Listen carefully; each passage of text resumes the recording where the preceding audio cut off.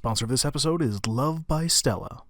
Hi there, guys and gals. I'm super excited about our sponsor because they make such cool crochet items and decorations that you are just not going to be able to live without.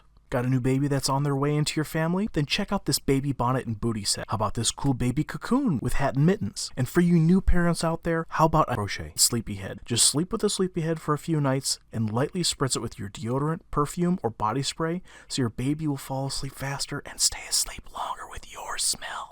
How about a Baby Yoda for your child or grandkids? Or even a Scooby-Doo dog for your child's forever home? And with winter on its way, Love by Stella also makes a cornucopia of blankets. And you know what? That's not all. Love by Stella also does custom designs. Take this kid's drawing, for example, that he did at school one day, for instance. Love by Stella made it into a full-sized best friend. Wreaths, coasters, beanies, dish scrubbies. Love by Stella does it all. Even custom unicorn pieces I can't show you on YouTube. Love by Stella even sent me this super warm beanie for my Chrome Dome, as well as this awesome Knight's Helmet beanie with movable face mask for super cold and windy days, or just some extra cosplay for your next D&D session. And it's all super easy to order. Just go to Facebook and search Love by Stella and scroll down to see all the different items she has to offer. You can even ask her a direct question through the messenger function or even send her an email message directly. They're quick to respond and they take pride in each and every one of their handmade products. And now, back to the episode. And welcome back, everybody. It's Unlike Dragoon here with Canopy Gaming, and today we're filming another podcast, episode 6 here of the Thunderforce podcast. That's POD-KAST. And guys, it's been a while, right? Like 8 months, somewhere along those lines. Yeah, that sounds about So right. we're gonna get everybody caught up here at the beginning here. Going around the room here, we have Miss Calypso, who plays Calypso. Miss Connie, introduce yourself. Hi. We have Mr. Graham Cracker Gamer, who plays Skid Mock. Hello. Next we have Mr. Minnow, who plays JD. Or JD, who plays Minnow, pardon me. Hello. Alrighty. And we have Miss Valky as well. Because I'm a princess. That's right. And we have an addition to our group here, Drochly. Can you pronounce it? Can you not introduce yourself? Yes, it's Jiro TG. Okay, perfect. Jiro. Jiro, got it. And we'll go ahead and get started here. So, does anybody remember what happened last session, 8 months ago? No idea. Okay. One thing I do need to go ahead and mention at the top of the show here is that what we're listening to is the real Slim Shady in like a medieval version, played by Beetle de Bardcorp. So we're gonna have them playing the cool music in the background, so you guys can listen to some Eminem jams while we play D&D. So, all right. So I'll give you guys kind of like the opening here of this kind of battlefield encounter here. That when going from that grassy wheat field area, you guys go ahead and go through a bit of a stage door. Then you guys get to kind of see, how big the ziggurat actually is, from behind stage perspective. And it's at that point here that you see a lady with like a headset on, like with like a mic that's actually right at her mouth level. And she's like, okay, 30 seconds for commercial break. All right. And she kind of hustles you guys like, all right, come on, Thunderforce Guild, right? Thunderforce people, right? Is that you guys, right? Right? Okay, good. All right, let's go. Just this way. Just go ahead and cross this field here. Don't pick anything here. We just need to go ahead and get to the next room here. We'll get you guys over to the cigarette. And this extra guy here. He was a contestant that got lost on one of the catapult missions, I think. And anyway, it was another show that got canceled after its first season. But he's gonna go with you just kind of as a side-in, like a wild card type of thing.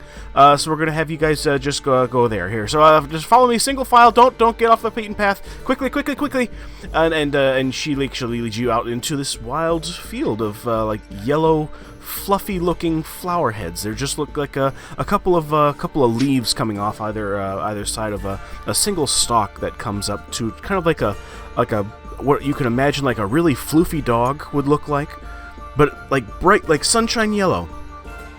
And these flowers here are about the size of a small chihuahua.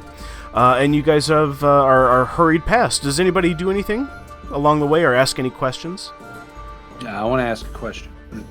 Oh, yes, hurry, yes. Questions, yes. I forgot why I'm here. Oh, you're here to go ahead and gather ingredients and stuff like that, and then cook the best meal possible. What's a meal? It's what you eat with your mouth portal. What's a portal? It's the thing on your mouth, the one that you're using to speak to me with. I have a mouth? You do? Oh my God! All right, go through this door. Everybody, just go through this door. Hurry! And she kind of just starts like she, kind of hustles you through this door here, and you guys are all hushed into this room that has a door at the end of it. And when you open the door, you're met with the smell of smoke and decay. You find yourself standing on a hilltop overlooking a battlefield stretched between two great castles. Each castle above it flies a great flag above a burning citadel, one supporting a proud and noble banana, and the other castle sporting a green, brilliant stalk of broccoli. Blanketing the battlefield are fruits and vegetables, and the rusted armaments that they wielded in what appears to be a terrible and costly war. Joining you atop the hill that you stand is a single figure, seated by a tent and a roaring fireplace. They look large and bulbous, dressed in brown robes that obscure their appearance. As they sense your arrival, they speak. "Ah, come, sit by the fire a spell. I do not know what brings you here to this place, but I assume thine quest is the same as the others, I imagine. Come, sit. Skid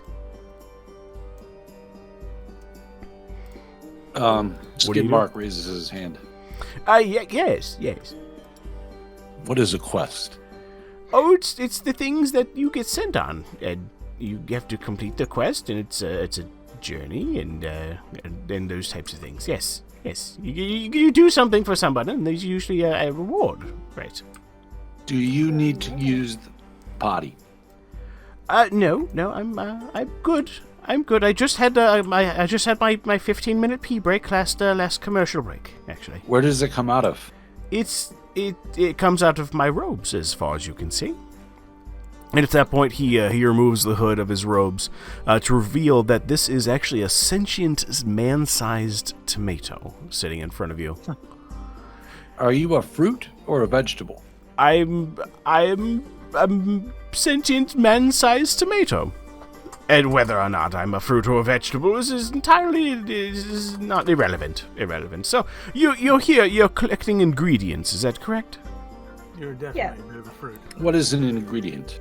It's the things that you put together in meals. Does he have What's an a adult? meal? Is he looks to the rest of you? Is there an adult that he's with that he needs to hold hands with? Is he lost? Maybe perhaps. Is this? I don't feel I'm getting anywhere here. But I'm afraid if you guys are looking for ingredients, the ones that you eat with your mouth portal and shit like that, I'm afraid it's too late. I mean, look around you. The fallen crusaders at your feet have become nourishment for the soil upon which they have died. What's nourishment? They're all spoiled and yucky. Seriously, does he have an adult? Maybe like a leash. It could be helpful. There are no foods or ingredients, unfortunately, to be had here. And it's at this point here you hear a voice come from the tent. "Oh, but don't forget not the reliquary." He says, the tomato responds back, "Oh, yes, of course. I'm Sir Tom of the Vegetable Kingdom, and if it is fresh produce that you seek, you must first provide for me a fair compensation, you see. You see, my squire and I are of the last of our people, and we seek not currency, we merely seek hope. You see, we seek stories of worlds not blighted like our own, and preferably featuring sentient fruits and vegetables as characters, as well as a mainstay of heroism and noble sacrifice in the story, as we ask you for a veggie tale." Come. Skid Mark raises his hand. Oh, God, yes. Oh, what? You? I'm a sentient tomato. It really? I didn't know. I thought I was the last of my kind.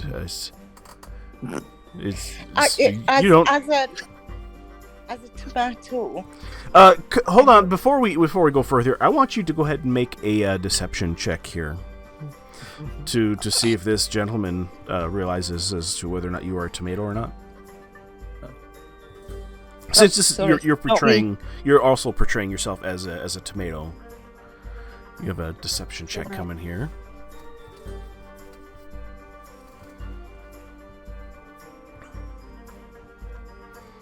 Okay, Skidmark rolls a 3. And Calypso, you're also doing a deception check? I wasn't sure if I was supposed to. Oh, no. This is just for Skidmark. Okay. If the you also tomato. If you're trying to just make some type of deception, you're more than welcome to try with that number. Skidmark, he gives you just a kind of this sentient tomato man. He rolls his eyes at you at this point here, and he says, "What about the rest of you? Do you have the heroism and noble sacrifice story that I've asked you for? The veggie tale, perhaps, is what you could call it." Sir Tomato, are you not then potentially an ingredient? I suppose if you were to lay waste to my mortal coil, yes, I would most certainly be a vegetable or a fruit or more of a tomato man. A large tomato is what I would be. Skidmark readies his longsword and aims at the tomato. He looks over immediately and just kind of eyes and tries to carry on this conversation. He knows it's just a TV show, right? It's not really real arrows you gave this man, right? For sure. Yes. Sir. The veggie tale. Do you have a tale for us to? If we're supposed to use ingredients, I think we should use you. I wouldn't advise that. I could go really yucky before you get to the final battle. We don't want him to spill his juice just everywhere. Yeah, I'm not full of VH, you know. Oh, then let's go after the guy in the tent. Who is in the tent? Oh, it's do you require a tale or, will some exhibition of wonder fulfill your requirements? We ask of a tale that involves heroism and noble sacrifice, with hopefully featuring sentient fruits and vegetables as characters. So if I was to create a spell of a giant aubergine, this would not fill you with desire? Oh, it depends. The story is up to you. We merely listen to it and determine if you do good, if it's a good story. And that determines what kind of ingredients that we're allowed to give you. I thought you didn't have any ingredients anymore. Well, I kind of am an ingredient, and so is Sir Robert over there, the leek man that you've met here over the tent. But we provide you with reliquaries. They are people that have fallen before us, and they are well preserved, so it will last you all the way to the main chamber where before they get yucky. You see.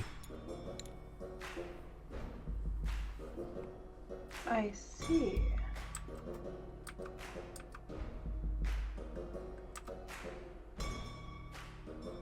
Alright guys, who wants to make up the story? I'll start.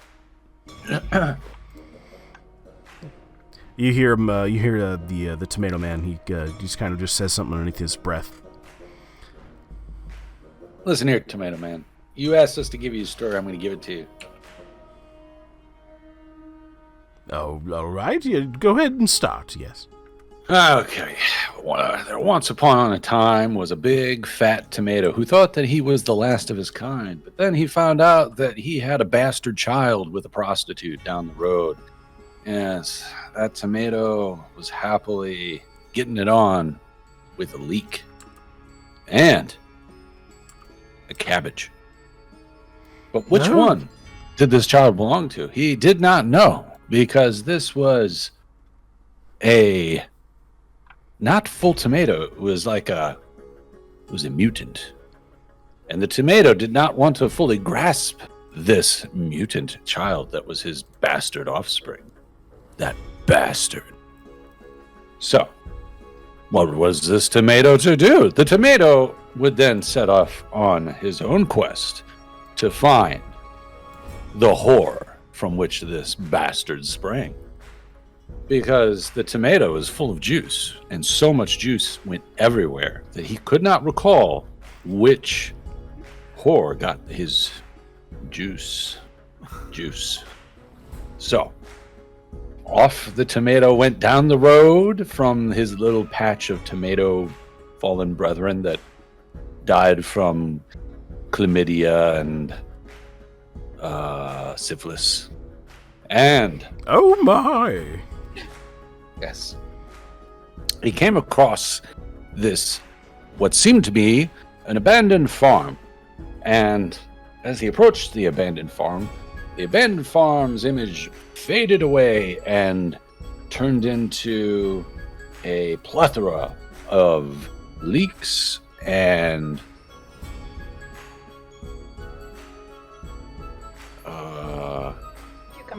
cucumbers. Yes, there were cucumbers, but they weren't just any cucumbers. They had hats on their heads made of rubber, and they rolled down every time they had to move around. So they rolled their hats down so it covered their entire cucumber body. But if they needed to talk, they would roll it back up. Oh, that must be terrible. They're terribly hard to identify, especially if they're robbing a bank or something. Oh, goodness. Well, Oh, please sometimes continue. these hats, they would have little pointy hats, and sometimes there would be no point at all. And sometimes the cucumbers were too poor to have a hat, and they would just be covered up with something that they would find. And Did they look like Peaky Blinders? Yeah. So, the cucumbers were running around chasing all these leeks, and the tomato was like, listen, has anybody seen any whores? Any whores? And nobody paid attention to the tomato. Meanwhile, there was a cucumber that seemed to not have a rubber hat on at all. And it walked up to the tomato and said, I am Sir Balls-a-Lot. The little leak kind of like he's drinking some meat or something like that, and then you see him kind of just spit it out as you say this, and then he kind of like giggles and stuff like that. Cause you can see he's kind of like an adolescent type of gentleman. But he kind of like kind of starts dabbing his mouth and so the tomato then again says he is. Don't interrupt with your giggling, dear Mr. Leek. This is a very important story. Please continue. So Sir Balls-a-Lot says to the tomato, I don't know how you're going to get everybody's attention here. We've been in an never-ending battle between the leeks and the cucumbers because we've been pillaged so many times that the leeks blame the cucumbers and the cucumbers blame the leeks. And the leeks don't have any cool rubber hats like the cucumbers do. So the tomato says, well, why don't you have a rubber hat? And Sir Balls-a-Lot says, I am so massive nothing will fit. That's a lie. So. Oh, were you there? Miss Calypso, were you there? What happened? Tell us, what happened? What changed in your recalling of the story? I just know that rubber is very stretchy, and there's no way he's too big for a rubber hat. Well, Sir Balls-a-Lot then turns and points at the field with this massive chasing game of cucumbers chasing leeks and leeks chasing cucumbers, and nobody's dead yet, but it just seems to be a never-ending game of chase. And the tomato just says, listen, I'm looking for a whore. I need to find a whore. And still nobody pays attention. So the tomato finds a pitchfork over by the side of the road and decides to hold it up to Sir Balls-a-Lot and says, I will run this in through your leading cucumber man here, who is too massive for a rubber hat, if you do not talk. And all the cucumbers stopped, and they were in awe that someone would find such ingenuity to use that pitchfork as a weapon instead of as something for farming or tilling. And so everybody stopped and listened, except for the leeks. The leeks decided to use this to their advantage, and they slaughtered all of the cucumbers, except for one, Sir Balzalot. Yes. So there were no more chasing games happening. Instead, you had the leeks' full attention and Sir Balzalot, who didn't seem to be too impressed that all the cucumbers were killed, and he didn't seem bothered either. So the tomato stopped and asked everybody if they'd seen any whores, and the leeks said that they knew of only one whore, and it was at a brothel that was 5 miles to the east, which would be hard to find until the sun rises because it gets too dark. And the Sir Balzalot said that he was in the need for a whore himself, and he did not want to answer the question of whores because he was afraid that all the cucumbers would want to enter the whore as well, and the brothel, and he didn't want to compete with them, so he's glad they were all dead. Does the heroism and noble sacrifice, does that come later at the end of this story, or is this kind of like he falls into like rock bottom? Because these are supposed to be like short stories, you know, and they're not supposed to be like, hey, go everybody write a book and go on Oprah, and they'd be like, hey everybody, let's read your book, and they're supposed to be short stories. God damn it! This is like, oh my, you're driving me insane, Skidmark. God damn it, get to the fucking point. Oh my god, heroism, nobility, and sacrifice. We ask you for a fucking veggie tale. Fuck. Well then, oh my god. What happened was they fell asleep, and when they woke up inside the what seemed to be a witch's harem. Oh, They were all bundled together, and one of the witches seemed to the tomato as the whore that he once had known. And he was pretty sure that this whore was from whence the bastard sprang, because this was a leek witch. And then the rest of the witches in the room were a combination of broccoli and wood. Was there not? Everybody. Around the wall, though? Everybody hears about like the story about how like Einstein invented like MC squared and shit, but nobody hears about that like 48-hour weekend where you got like food poisoning. Like that's this story. That's like, this is 48 hours of food poisoning. Well, long story short, Mr. Tomato Sentient Bean, the long story is that in trying to escape the room and to interrogate the whore wound up getting stabbed to death by the cucumber with his massive dong because he didn't bring his rubber hat, didn't protect her. And then the tomato couldn't figure out what happened with the bastard child, so then the bastard child was sacrificed to the tomato gods to bring forth more tomatoes, and the end as the rest of the community sprang to life underneath the sacrifice of the bastard. More tomatoes sprang from the soil, and then they were happy. And what is the title of said epic tale, Sir Skidmark? The Bastard Tomato. And you hear this tiny little slapping of leaves together from the little leek, and you hear him just in the little tiny voice, "Bravo! Bravo! Bravo! Bravo!" And he says, yes, the tomato goes, yes, I guess it's safe effort, I guess, is, yes, bring the OK reliquary out, and, Sir Leek, he goes, hopping into the tent out, and after a few moments, he brings out a small wooden but refrigerated box containing a very small selection of produce. They have, some onions, some celery, some garlic, a carrot, an apple, some broccoli, and what's kind of really fucked up is that they all have faces and that they've been ritualistically like buried, and these are basically the heroes of their kingdoms. And the tomato at the sight of you here, he gestures with his arms to a moving escalator. You have completed my challenge. Thank you for playing my game. Welcome to the next level of the ziggurat. Please go to the escalator, please. I just want to turn to Missy Mick. gives the tomato a big hug and a kiss on the cheek. Oh my God! You're gonna bruise me! And then Skidmark tries to stab the tomato. Are you gonna do this, Graham? I just want to know. Yes, you're gonna stab. Okay. All right. I need everybody to go ahead and roll initiative. Yay.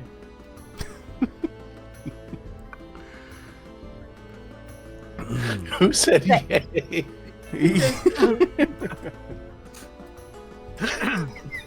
Maybe me. Maybe. You guys are too much. I got the sucky rolls today. I don't remember where initiative is on mine. In the middle of the top. Okay, so I have to roll. yes, we're gonna have you go ahead and roll as well. So I go on where? Yeah, Jiro, on your yeah, let me bring up the sheet here. So just so everybody knows here from an audience perspective, we actually Jiro is actually quite new to the game in the fact he doesn't know anything about D&D. So we're going to get him up to speed here. So we're going to take small breaks to go ahead and get him up to speed here. From an editing perspective, later here when you guys see the full episode on either on Spotify or on Anchor or wherever you find your podcasts, this part will be kind of edited out here for time's sake. So. Oh, good. So I can say rude words. Yeah. Oh, yeah. Just yeah. Drop the N-bomb. Yeah. Let's just do it. Just before you do that, while everybody's rolling for initiative, I very quickly before I see Skidmark Before I do this. hit the tomato, I'm gonna throw a third level bless. Who are you blessing? Everybody or Okay. tomato? No. I got a 12. So for bless, it's 3 creatures of your So- choice, but I get an extra person for. So I'm doing all 5 of you, and I'm not blessing myself. Okay. And then Jiro, on your character sheet here at the very top here, at least in D&D Beyond, there should be a stat there that'll say initiative, and it'll either have like a +1, +2, +3, or like a negative number in there. Yeah, It's- I rolled it. I got a 14. You got a 14? Oh, okay. I see. That's total. Gotcha. So we got Skidmark with a 2. A Minnow, you had 2? Which... No, I had 9. Oh, you just had 9. There was like a second one from you. Yeah, because I get advantage on my initiative. Oh, gotcha. Never mind. I'll shut up now. All right, so we have... so we got Miss I Connie. got a 12 plus 2, so it's 14. Okay. Cool. Let me get that up here. Wasn't expecting a encounter here, but we'll get through this here. You know to always expect. I know. How can I absolutely destroy this encounter? Let's see here. Then we're gonna go with that's deception. So we got Minnow's gonna go next here, and then we're gonna have Skidmark go next here. And Valky, what was your? Could somebody roll for Valky? Because I don't think she has. She's joining us remotely. So Valky, just so you know as well. I can roll from. Oh, you can. Oh, okay. I Then. can roll from the app on my iPad. Okay. So I rolled 6 for initiative. Nice. Okay. That'll put you between Skidmark and Minnow. Snuggled in, that's where she likes it. Yeah. They love a Giggity. sandwich. Goodness gracious. Is that everybody? We just have the 4... Oh, what did you have, Jiro? I'm sorry. What was your initiative? One more time, I'm sorry. It was 14 total, 12 plus 2. So 14 Wait. total? Okay. Yeah. Wait. How many of us are there? So I rolled I just threw a level 3 blessed, which gets 5 of us, but I can see 6 of us on screen. Has somebody got 2 things open, or is somebody else listening? No, we have another person listening here. We'll have a total of 5 players in the party. Ah, okay. So we'll have Then I'll place Calypso, myself, Minnow, all yourself, of us. Skidmark, and Jiro. Yeah. Okay. And since Jiro, you had a 14, that puts you in between. Let's see here, Miss Connie. No, it goes between. Yeah, Calypso and Minnow. So give me a second here.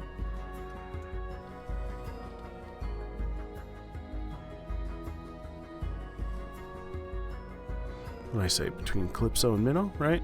Yeah. Alrighty, so Miss Calypso, you are up. You see this tomato. He stands down from the the bale of hay, and you see this weird metal-looking hilt come from his belt as he holds it in front of himself. And as you, I assume, draw your bow, you see the a giant blue light extend from this hilt, from a non-intellectual property that's very saber-ish, like could be called a lightsaber, perhaps, but it's more of like a baton that hurts really, really bad when it cuts in half stuff. This tomato has a lightsaber.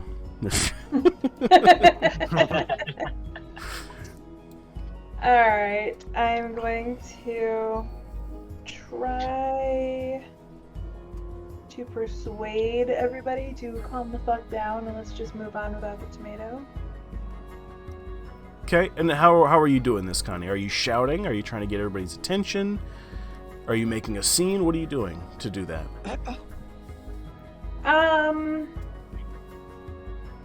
just gonna say, oh, okay, everybody, calm down. Skidmark, put the sword away. Let's just move on. You just remember, you guys started this. You guys started. You were gonna do mean stuff to me and Leek. We gave you the reliquaries. Feel my wrath. Thank you, Mr. Tomato, and I was never going to touch that leak. You better listen to your friend. Better listen to your friend there, maybe. Yeah, I don't know about what Skidmark was gonna do, but I'm just here, bro. Do you want me to roll charisma to see if I persuaded anybody? Yeah. Go ahead and see if we can persuade people. Actually, first off, here, how about this? Who is listening? How about this? Who's still engaged with Tomato, Sir Tomato? I am. Yeah. You guys are still engaged in battle with him? Oh no, sorry. I thought you meant engaged in conversation. Oh, yeah. Okay. Okay. By a show of hands, who is in midst of a conversation battle? A conversation battle? Yeah, a conversation. Yeah, a conversation with Sir Tomato. Yeah. I am. Okay. And I'm going to persuade Mr. Tomato that he needs to give us more stuff. Okay. Is there who's engaged in fighting with Sir Tomato? Not until it goes down. I'm holding back. Yeah, I will fight if it comes down to it, if persuasion doesn't work. Okay. But I'm not gonna go straight in and try and kill him right away. Skidmark, are you engaged in battle with Sir Tomato? Yes. Actively? Trying to extinguish his fleshy goodness? I just don't like the seeds inside the tomatoes. It just gives me the ick. Yeah. So I'm all about the fleshiness, but the seed is just no good. Is Graham, are you there? That could totally be taken out of Graham, are context. you- Oh yeah, sorry, I muted myself. Oh Yeah. my God. Taking that context. Yeah, See, people, this is what you I- guys never get to see. You never get to see Graham go away to get like some popcorn, and then we have to like redo the fucking scene. No, I was sitting here. I just muted my microphone. okay. accidentally. I bumped the mute button. Oh, okay. So I said, yeah, I want to get it as juice. Okay, so you're But gonna. please don't spill his seed. All right, no seeds, just the juice. Okay. So, you're 100% dedicated to this? You're gonna be taking a swing, right? Oh, wait a minute. Is nobody else? You are the only Wait a one minute, wait a minute. So, that is so what's currently the next one-on-one direction, with the I tomato. think? I said that I will fight if it comes down to a fight, but I'm not Did we roll that? not engaged yet. Could I maybe try and persuade Skidmark that I he doesn't need want I to need a fight the battle? decision. Skidmark, are you in battle with this tomato? I'm not in battle yet. I said I want to go up and stab him. Which would indicate to me that would inflict physical harm. Oh, okay. I got Sorry. my long sword So- drawn, and it's aimed right at. And you take a stab at tomato. Is that correct? I would like to try to attack him. Okay. Go ahead and roll for attack.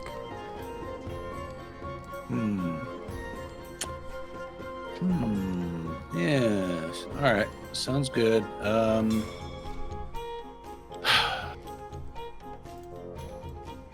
Gotta come up with a fucking character sheet for sentient fruit on the fly. Just take the corpse flower. That's Yeah, I know, right? Yeah.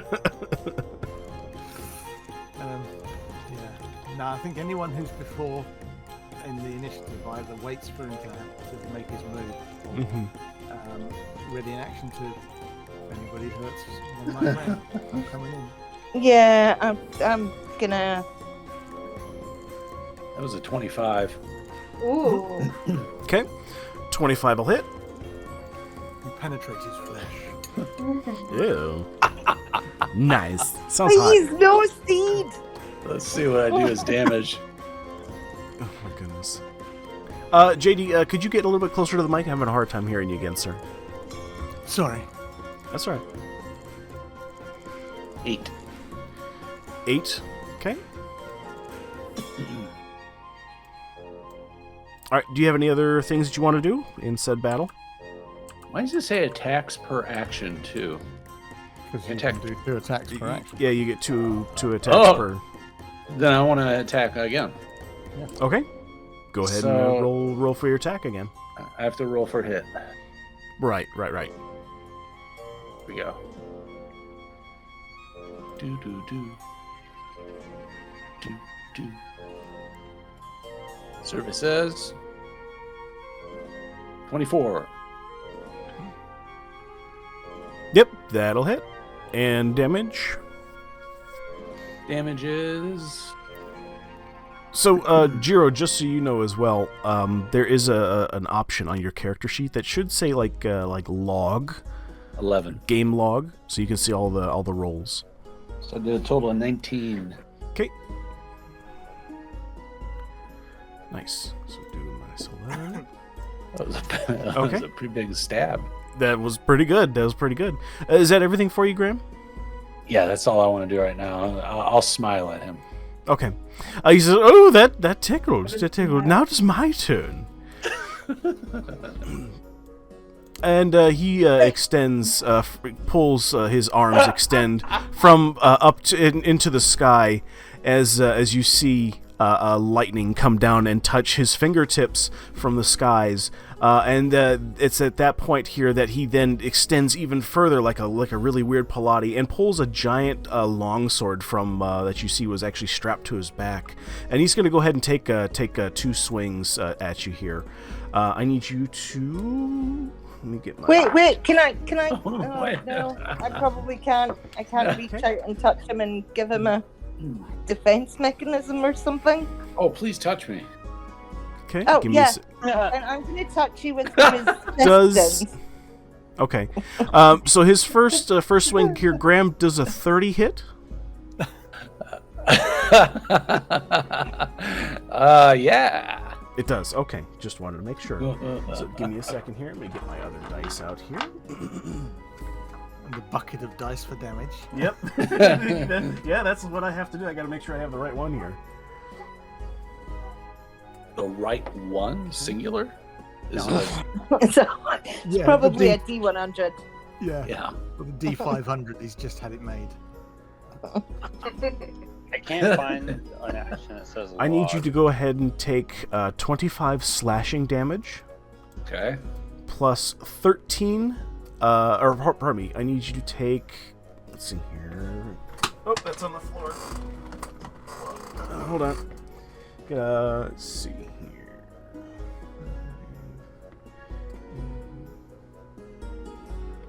14 lightning damage on top of that. Okay. Oh, there it is. Okay, and that'll be my first attack here. I'm going to go again here, and I'm going to take another swing at you. And that's going to be a 17. Does that hit?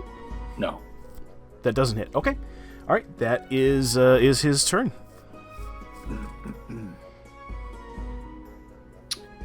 So he's a tomato, huh? He's a giant sentient tomato man. Skills. I have, let's see.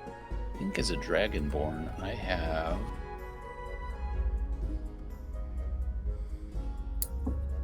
Yeah, I've got breath.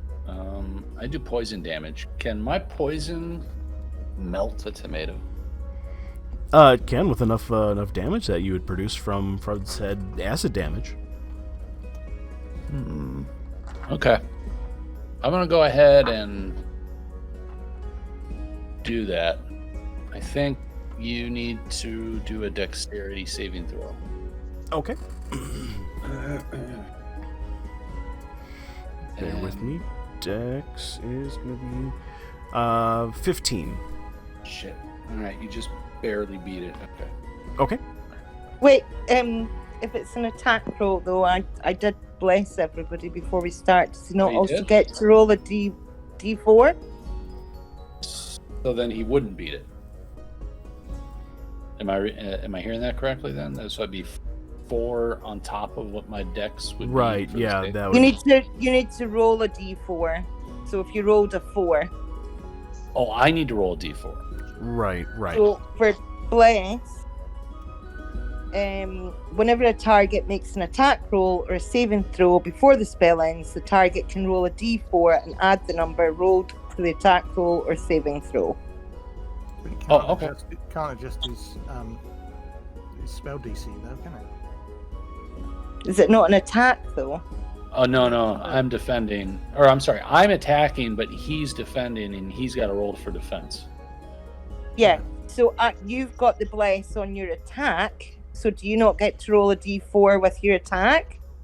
Mm, No, because it's just a spray. It's Yeah. a spell. Okay. Yes. So he still beats me. Okay. But I'm gonna try one So more no time. blessing on the spray. Yeah, I'm gonna try one more time.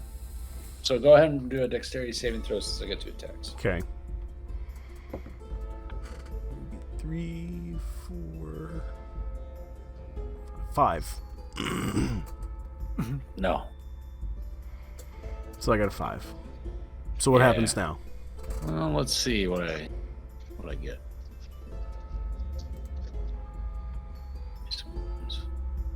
Now, do I get to add the 4 to my damage, or is that No. just to the No, attack? that's just to the attack. Yeah. Okay. I did 10 poison damage. Okay. Alrighty. So you go ahead and you basically breathe out this giant cloud worthy some youth people would say it's cotton that comes out of your face, and this giant green plume of smoke here envelops Sir Tomato, and you just kind of see him just kind of laugh it off a little bit as you start to see kind of his outer layers just kind of start like melting real slowly off of his face. You get to see some of his teeth are actually some of the seeds that as he's been talking to hear this. He's got seed in his mouth. That's disgusting. Oh, that's how they spread it. That's how they spread it. Oh goodness. That must have been. I'm gonna end that with, you want to keep going, Tomato? You can have my blood on your hands, or you can have your blood on mine. And I just want your hand on my hand. He's gonna take another swing at you at this point here, Graham. Awesome. You see him kind of breathe in real deeply, and he actually dive bombs you now off of the top of this hay bale, very very Anakin-esque with this. Would that be Obi-Wan Kenobi? Yeah, kind of. I'm just making shit up as I go, so just because he had the high ground. He does now have the high ground, and he will have the on top of you ground here. Does he engulf him like a... Does a 23 hit? Yeah. Okay. Alrighty here.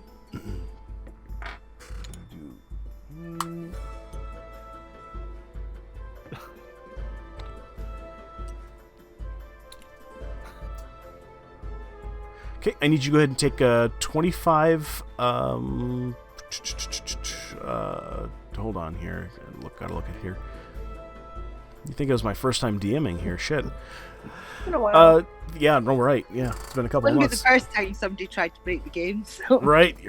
So 25 slashing plus. I'm going to need an additional. Let's see here.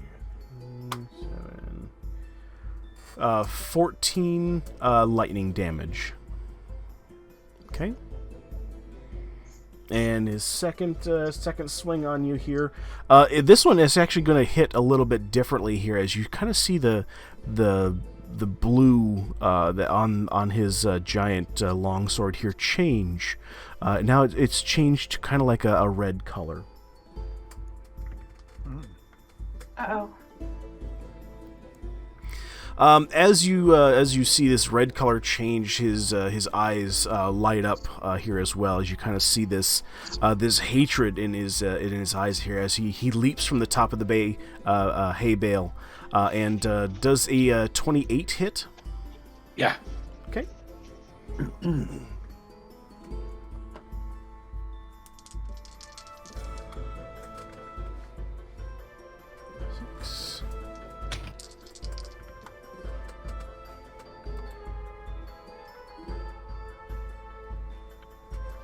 I need you to go ahead and take 62 fire damage. And I'm dead. I roll a healing spell. He's currently down here. You're just going to go ahead and cast this.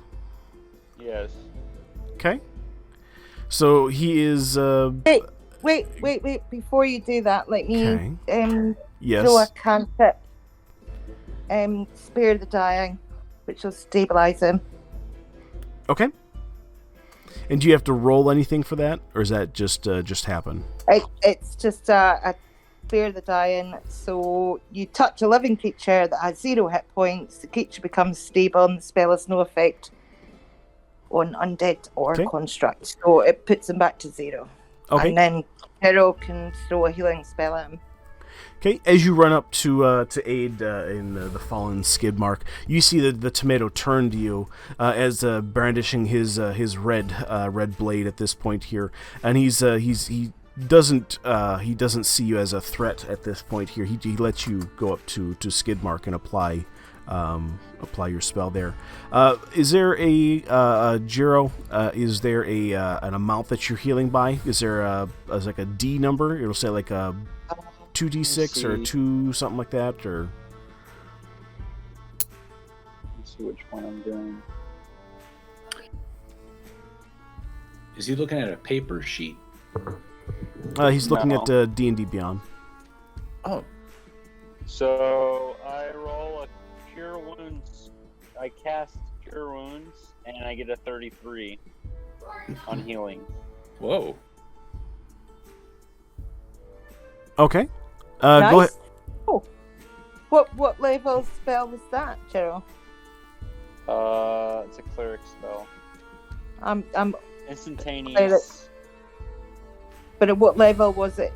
For a 33, Level is it? 6. Okay. Okay. Crazy. All right. So he heals him by 33. Is that accurate to say? Yep. Okay. Skidmark, go ahead. You have 33 additional hit points from being saved. Woohoo! Okay. At this point, I'm going to step in and I'm going to try and persuade them to stop. By doing what? Just standing in between them? Yeah, but Okay. to hand out on either side. I was trying to find my guardian of faith, but I couldn't find it. Okay. But I'm gonna try and persuade them. I'm gonna take off my dominatrix costume. I'm gonna put on my temple costume. And remind everybody that we should make love. Wait a second here. You mean to tell me that you're gonna get naked in front of the party right now to stop up this fight? I'll get everyone's attention. Yeah, because I'm going to put on my temple costume, which is a little bit like kind of Princess Leia.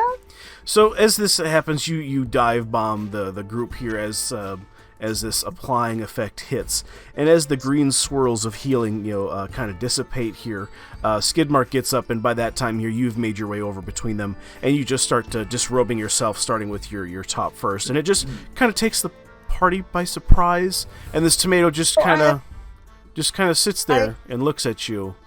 And just keeps looking. So, I'm a cleric, but I'm with the Temple of Aphrodite. So, we just need to get the program here, guys. Let's make love, not war. I'm starting to get what you're putting down. Oh, he has a different voice. He has a different voice now. Now he's a creepy trucker. Yes, I'm putting down what you're laying down. I quite understand. Would you like me to? Oh, so jiggly. Yes. I'm sorry. What did you say? Would you like me to persuade you? I'm very persuaded now. I don't feel like fighting. I'm good. So damn jiggly. Oh, it's bouncy. Yes, what a shame that watermelons attached to my person don't count. It's at this point here the small child kind of makes a peeping sound, and you see this small little leak has a leaky erection.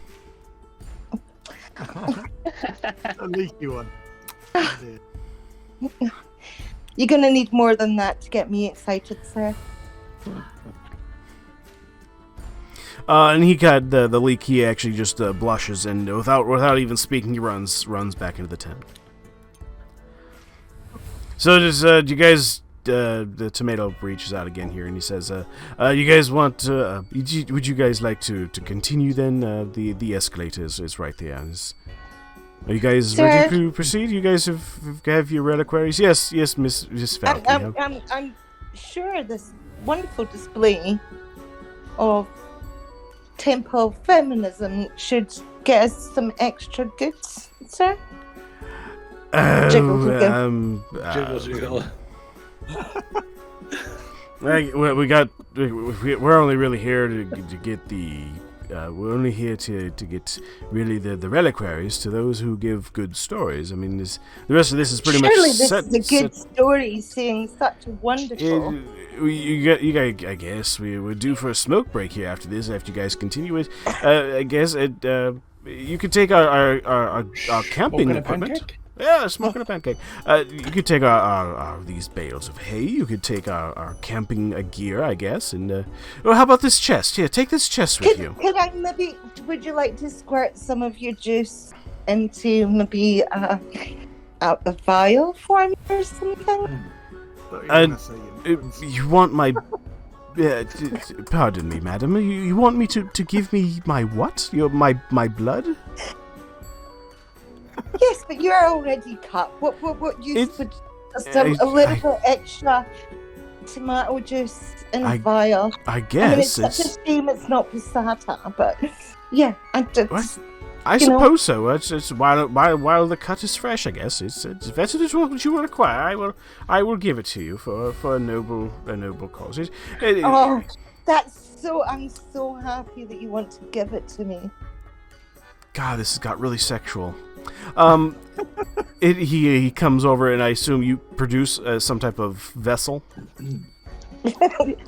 Yes, Please fill my vessel. And okay, I need to know this as a DM here. Are you offering him your vagina, or are you offering him some type of like bag My of ward, holding, my or ward. okay, water? Okay, I just needed to know. I just needed to know before this goes any further. Oh my goodness, you guys. Yes, he squeezes it. He kind of tightens up, and you get to see that this sentient tomato actually has abs, and his essence gushes from inside him out of this small cut that was made into said water container. So you have a full container of tomato juice. Magic. Okay. I don't suppose Henry's got some vodka and some Worcester sauce. We can make some Bloody Marys on it. No, I don't believe so. We heard that there was an after party after the show was over, and maybe perhaps maybe we can meet up later. Escalator, please. Maybe, please, you just go. We're done with you now. We would like to go on our smoke break. Are we going up the elevator, guys?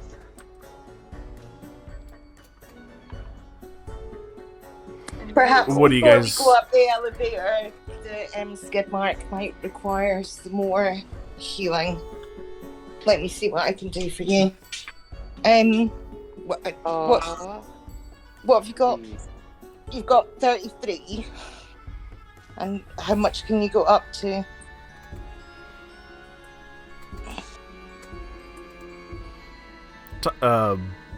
Graham, what's your max for health?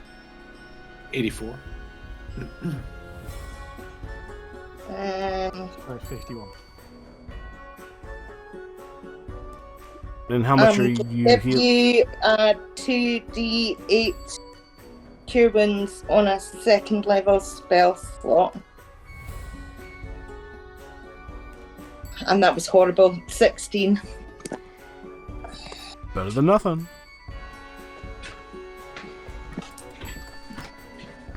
Okie dokie. All right. So are you guys going to do anything else while you guys are here? Or are you guys going to go up the escalator? I'm going to tell the tomato he fought a good fight. I enjoyed the battle. Well, I hope you don't. I'm not as grateful. And his eyes kind of flash a little bit red again there, and he says, I hope you don't fight like you fuck. Because that was pitiful. Oh, do you want to touch my Johnson? No, I'm good. You I'm good. you fight. I'm good. Later. Escalator, please go. We'll see you later. Bye. Dear Lord. Then I'm gonna do cure wounds on myself then. Okay. I'll just touch myself. Okay. And how much extra health does that give you then? Let's see. None but enjoys it. Right. 12. Okay. Go ahead and add that to you. Good. You're up to 60 now, right, Skidmark? 61. There you go. Alrighty. So what are you guys doing? I'm gonna limp away. Later. Yeah. Just follow. Okay. So are you guys getting on the escalator now? Yes. Yeah, where is it? Finally. The escalator at the end of the hallway, or at the end of the room here, reveals to you, and as the escalator carries you up, and you find yourself standing at the edge of a coliseum. The walls are transparent, and the audience outside, and the audience outside, and the game show studio starts cheering as they see you coming up into the chamber. There's 3 chests that stand before you, each with a different insignia on it, and a large novelty button on top of it. Let me go ahead and get that cleared here for the next section. Remember how to do that. When you mean novelty button. Everybody go ahead and move your characters over here as you guys get into You need to. Yep, we'll move you Don't here. know which one's mine. We'll get you. You can use MT's. MT's old character here for the time being. Oh, you're an Aarakocra, right? Yeah, shit. We might Yes. even have that in the pack here. Uno momento. Sorry, live captioning here. So let's see here. Animated minis. Hold on. Let me do a search. Hold on. Ooh. Search of Griffin. Let me.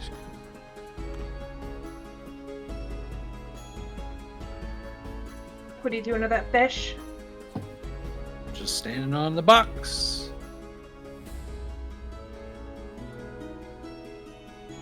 While he's doing that, I'm going to take my dishes downstairs.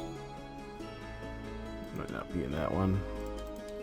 I'm gonna make sure that all my clothes Okay, are back so in how do I know when I can... in a bikini. Do So can I only cast one spell at a time, or Right. do I have a limit? Once per action. Right. but Oh. we're in the cigarette, so I would be Mine doesn't say anything. reluctant It just to make says many spells right now because you don't want to end up in a situation where we need healing and we don't have it.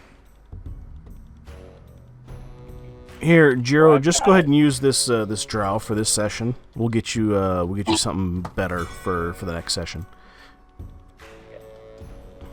So, what did I miss here? I was looking for stuff on screen here. So I'm just going to put my dominatrix costume in my backpack and can continue on with my boots and my armor and a bikini. Okay. Alrighty. So, 3's chests stand... Is everybody back here first before we get going? Graham's not back up yet. Graham's not back? Alright, we're just waiting for Graham then.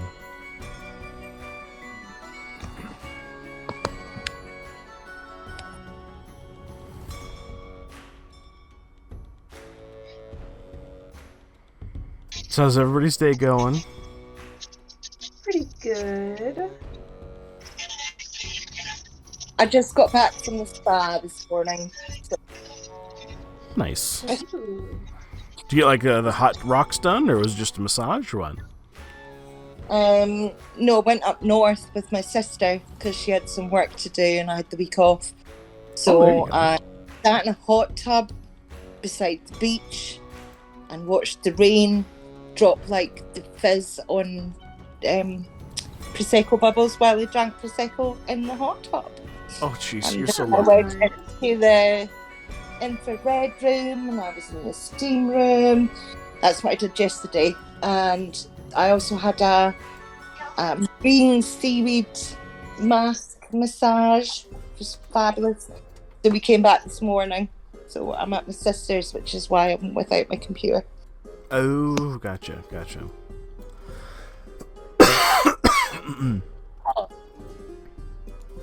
But yeah, it was fabulous. Nice. What is this, Nagina? Oh, good, you're back. All right, you guys ready again? Graham, you good to go? Yep. I'm good to go. Alrighty. So, 3... Hold on, we gotta get him back here. And I think I need to sneeze here. Give me a second. Oh, goodness. Yeah. ASMR. Right? Let So, me hear it. three chests stand before you, each with a different insignia on the top of it and a large novelty red button on top. The first box on the left says, "An adorable looking pig." And in quotations, it says, "bacon." The second one has a simple red fish on it. Within quotations, says "fish meat." And the third is a simple white box with a question mark on it, labeled "tofu." Bacon. Bacon. We gotta go bacon. Everyone. What goes bacon. are you pressing? Which buttons are you pressing? I'm gonna push the bacon button. What buttons or Bacon. button? What do you get? Who's voting what? What are you guys doing? I wanna say put that the I think bacon we should press Bacon, fish, or tofu. Is that what we're saying? Right.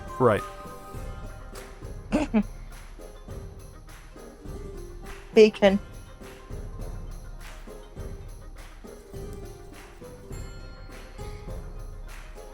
Anybody else?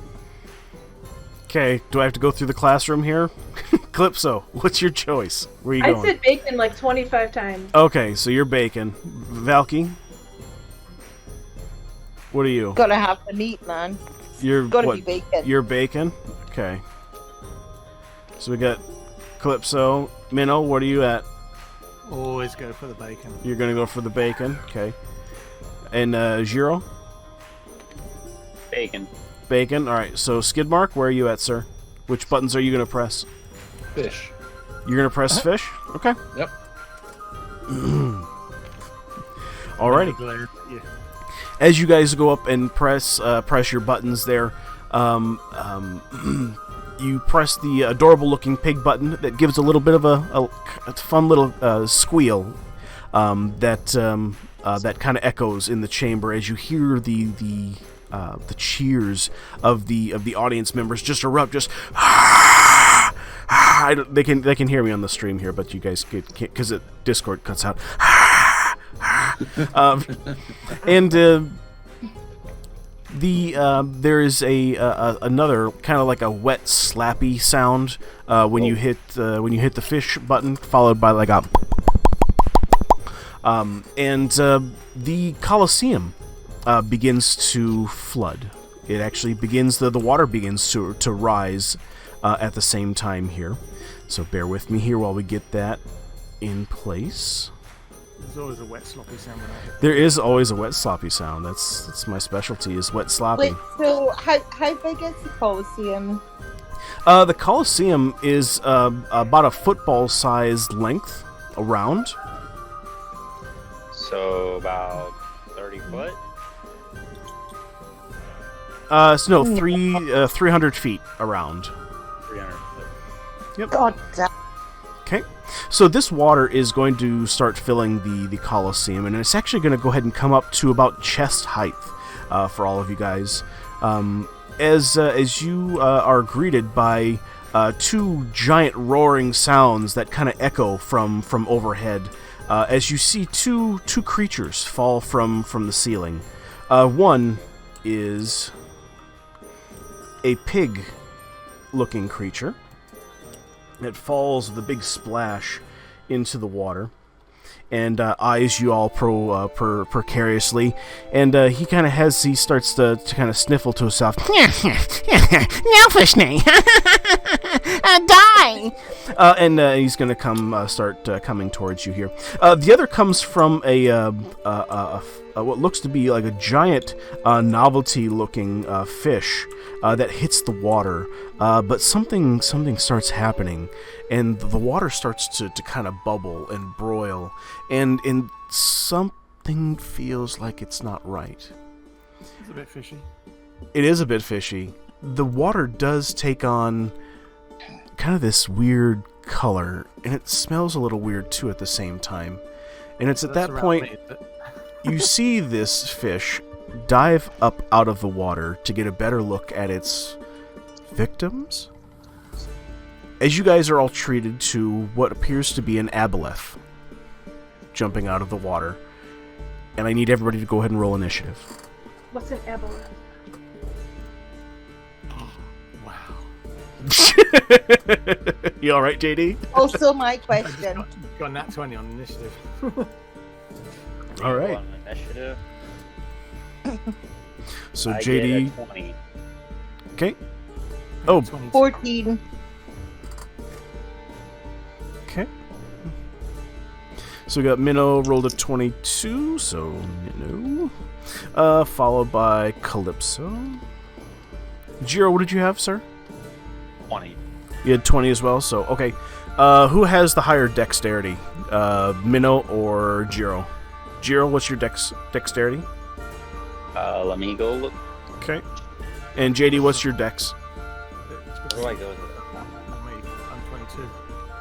You have a My 22 for dexterity? Is No, I 16. rolled a 22, so I would come first. Then it's between Calypso and... Oh no, 14. My dexterity Oh, is that why is you giggled? 14.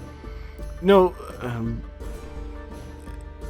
What's everyone's dexterity between Minnow and Jiro? Jiro, you said 16 for dexterity? 14. 14. Minnow, what was yours? 14. Oh, jeez. Yeah. All right, Minnows first, Jiro's second. Dear Lord, I've never come across that before. Jeez Louise. I know there's an official rule for it that goes to, like, what about this? Constitution. What's your guys' constitution? How about that? 20. 12.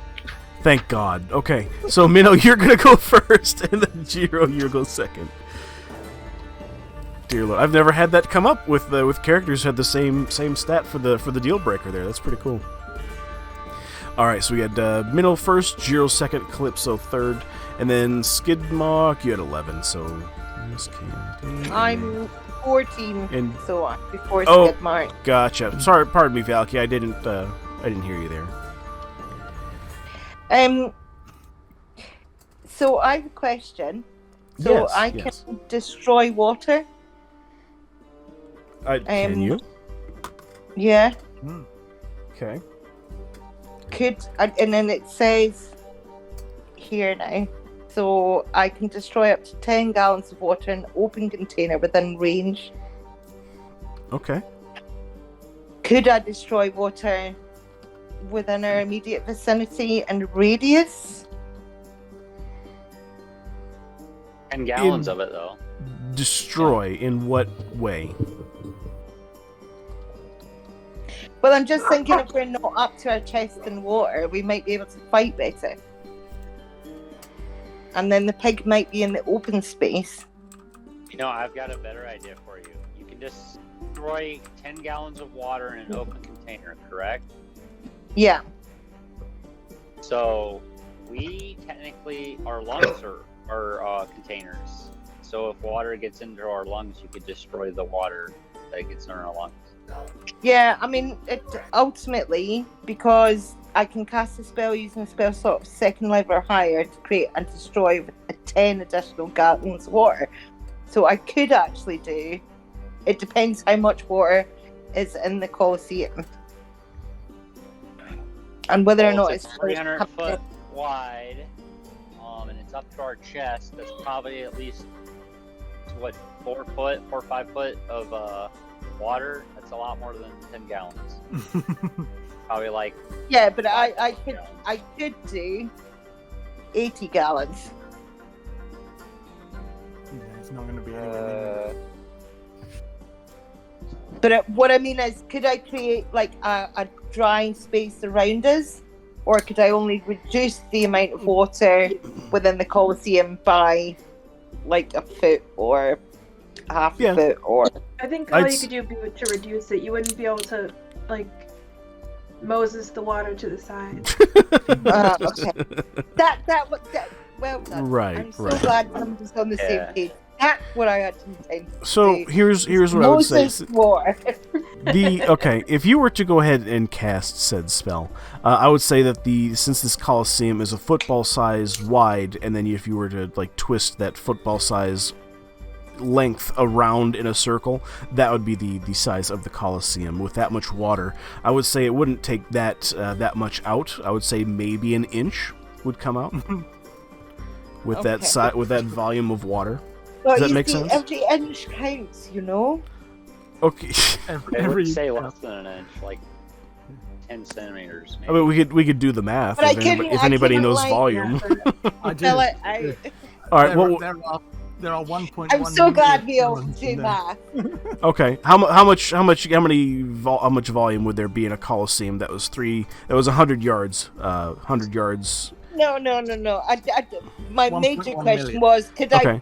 I What would- Moses the water? how much The would that answer is take no, out? Then I don't want to spend them.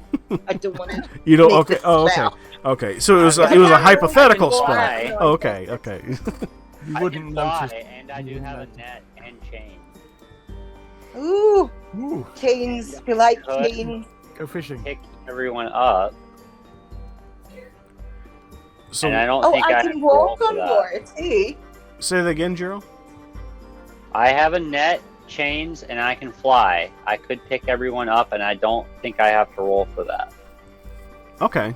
You have a carrying weight, correct? Yeah. Yes, I gotta see where that's at. Don't carry me. I'm fairly sure I can walk on water. What is my carrying weight? Where would I go for that? Inventory. Yep. Top. Inventory. If you're using.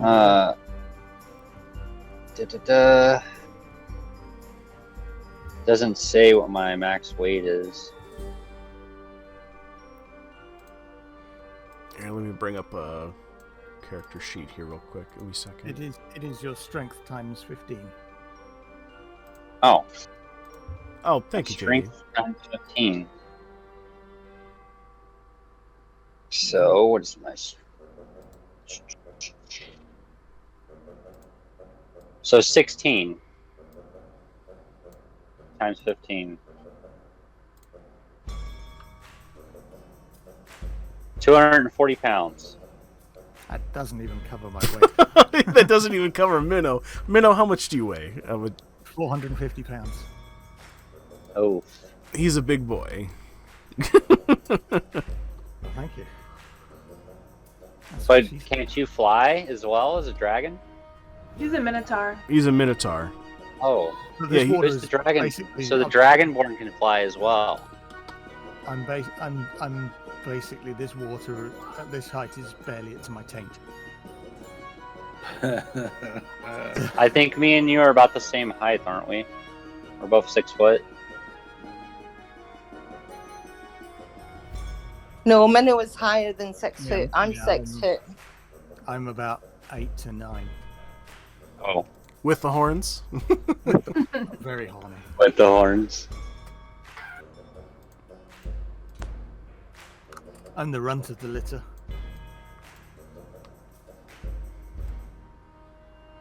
In the runt of the litter. Oh, goodness. All right, so what's going on here? You guys ready to do this? I don't understand what we're doing. You guys have rolled Yeah, we're- initiative, and we're getting ready to fight. And you guys were doing some like theory crafting of like, what should we do? Should we get people out of the water? Should we raise? Should we get rid of some of the water? You guys ready to do this? I say we just fight him. Yeah, let's Okay. just fight the fish. All right, Yeah, Minnow, let's go. you are top. You are at the top, sir. You got a pig there too. Okay. Well, the pig's not aggroed though, right? The pig's just kind of floundering in the water. They're both looking for blood. Oh, okay. But he had. You're in a coliseum. This is fight to the death territory here. Yeah. I feel like we Okay. should target the fish first though, because water is kind of his That's where I was going. atmosphere. I am going to first off bonus action rage because getting my crotch wet makes me angry. I use a net on the fish and roll a. Let's be clear. This fish has transformed after hitting the water into an aboleth. What so is you an guys know. I don't know aboleth? what that means. So, But you I can wanna call it ask fish a if you want. question. Are we rolling at disadvantage because we're in the water? I found it. I can make everybody walk on water. So Ooh. Hey, that works. So you'll be able to go ahead and cast whatever that is. That's your turn, right? yeah, so it's So I water throw walk. a net at the aboleth and roll a 28. You Is it can actually- definitely do that on your turn. So right now it's Minnow's turn. Yep. So I am Minnow, what are you doing? bonus action rage. Okay. And then I'm gonna take my couple of swings at it. At which one are you throwing shade at? The fish, of course, because I have a kinship with it. Okay. Ooh, all right. Halfway related to a fish, huh? Well, it's in the name. Oh, I get it now. 'Cause it's Does Minnow. a 33 hit? A 33? 33 does hit. Yes, sir. Awesome. So that would be nice. 20. What's that? Slashing damage? Yeah, 20 slashing damage Okay. plus 10 radiant damage. Okay. And I think I get an extra 2 because of raging. When you're raging, your weapon attacks takes. Oh no, it's Divine Fury. No, it's +3 melee damage. So, yeah, that's another 3 on top. Okay. So, 33 total. 33 total. Okay. Yep, and second attack, of course. Okay. 32. Does that hit? That will hit. Yes, sir. Okay. And that will be... not as much. 11 damage. +2, +3, which is 14. Did you say 40? 40? 14. 14. Okay, pardon me. That's Okay. If I got a nat 20, it could be. I've done like 60, 70 damage in one turn. Right. But no, 14 for my second attack. Gotcha. And that's it for me. Alrighty. All right, Jiro, you're up, sir. What would you like to do Okay. with your action? I would like to attack. Okay. What were you Using spiritual weapon. Okay. As a cleric, I roll a 9 for hit. Will that hit? What are you swinging at? Are you swinging at the aboleth or the Nalfish name? The aboleth. The aboleth? Okay. If you're swinging at the aboleth, that will not hit. Dang. Okay. Is there anything else you would like to do on your turn? Okay, I think I have a bonus action. Okay. I can move the weapon up to 20 feet and repeat the attack against the creature within 5 feet of it. Okay. I guess I roll again. Whoa, say that again? It says I can move as a bonus action. You can, on your turn, you can move that weapon up to 20 feet and repeat the attack against the creature within 5 feet of it. Oh, okay. Then yeah, go ahead then.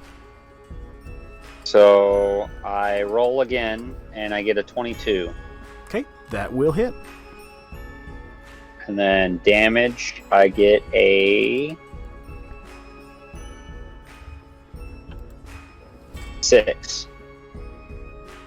Okay. Alrighty.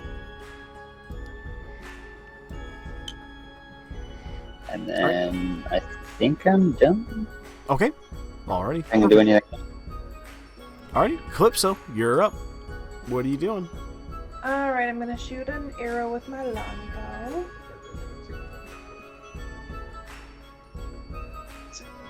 I just have to remember how to do that.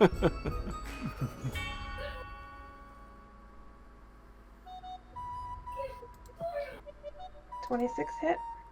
26 to hit. And who are you swinging at? The The fish. The fish. Okay. That was 10. Okay. And then bonus action, I'll do the same thing again. Okay. 26 again. And 6. Okay. And got it. And I'm done.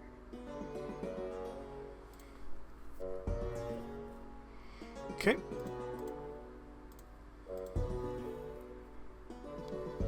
Alrighty. Valky, you are up next. What you doing?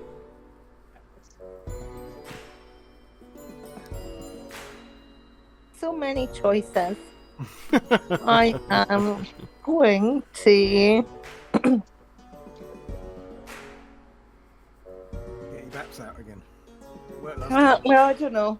Do we want to walk on water, or are we good with where we are? We're not at disadvantage because we're in the water? We're only half in the water. As long as movement will be reduced, but apart from that, you'll be fine. I think we're okay. Yeah. I can always fly out. Your wings are wet and you die. Okay, I'm gonna cast a 5th level spiritual weapon. Ooh. Okay. And she's like, oh no, that is a giant vagina that floats in the sky. How wonderful. So that giant I'm vagina just that wondering comes if down I from the need- if I sky. can do some- Okay. You gonna roll for it? I don't need to roll for it. It's a spell. Oh, okay. I'm just wondering if I've got anything else that I can do.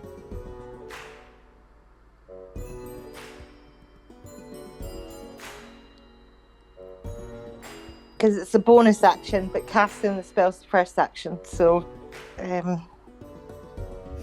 we're good. Okay. I have a question. Yes. What language does the fish speak? You could do a wisdom check if you like. Ooh. Okay. So for a wisdom check, you're gonna look at your wisdom stat. You're gonna roll a d20 and then do a +2 to it. Oh, there. Oh, you could just do that. There you go. For a 16, this is gonna sound like a dumb question. Let's see here. Okay. This creature with a 16 here, you know from legend that this creature is basically just as old as about time is. They were there before the gods, essentially, and you would know that the language that they speak is deep speech, and that they are telepathic That's one of to a my certain extent. abilities. I can speak deep speech. Okay. I roll a wisdom check and I get. You did the wisdom check. Yes, I got a 17. You got a 16. Well, I don't okay, I may not be understanding here. What is it that you're doing? So I think was- That you're trying wanting to to do. see- Sorry, Ango. No, it's all right. It's all right. What, Gerald? Try to communicate with the fish. Okay. Alrighty. I will let you try to go ahead and do that at your next turn, if you would like. Okay. We could have you try that if you'd want. Okay. All right. Skidmark, you are up, sir. Alright.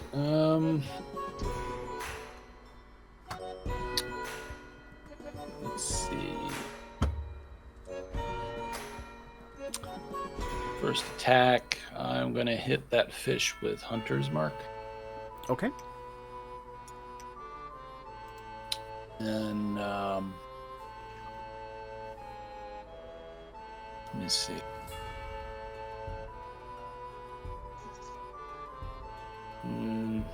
My movement. Forgot where to find that. Is that under actions? Isn't Hunter's Mark a spell? I think it's a cantrip. Where does it tell me how much I can move? Oh, here, 30 feet. How far away is that fish from me? Within 30 feet, right? Yeah, definitely within 30 feet at the moment. Yep. Alright, so then I'm gonna walk up and take a swing. Okay. Go ahead and roll for it. Alright, let me double check that I get this right. So the Hunter's Mark. Until the spell time. Okay, so Hunter's Mark is just for damage, not for hit. Alright, so then this guy.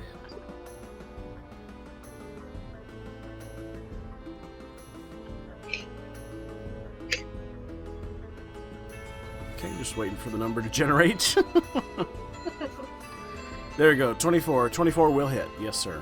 Alright, 24, and then for my base damage, I'll do this. Wait, Hang on, I'm gonna do that, and then I'm gonna roll.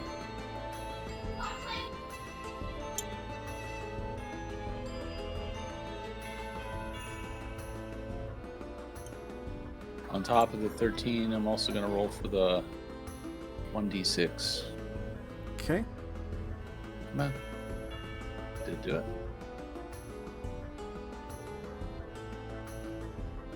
Go away. There we go. All right, 1d6. Here we go.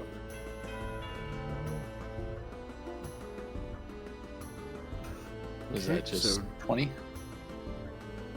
I'm waiting for the altogether? number to generate here. I'm looking at a 17 from my vantage point. So it was a 4 plus a what? Plus 13. 13 plus 4. Oh, it says 17. Okay. Right. Sorry, I forgot what the first number was. That's alright. That's alright. Oh, goodness. Anything else from you then, Skidbar? No, I did 2 actions, right? Correct. No, I'm done. Alrighty. It's actually the Nalfishne's turn. The Nalfishne is going to... He's going to go ahead and walk over to... or kind of advance towards Valky and do something here.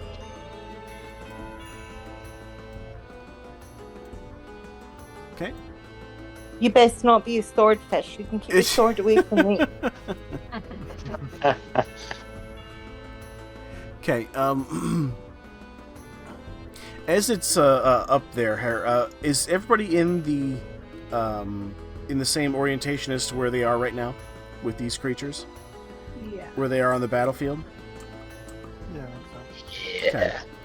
Alrighty. In addition to this happening with Valky here, I'm going to need everybody...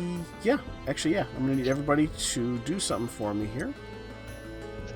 The Nalfishne is going to basically use its Horror Nimbus.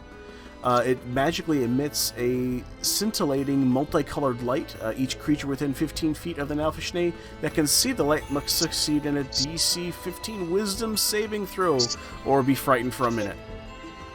Are you giving me your horn?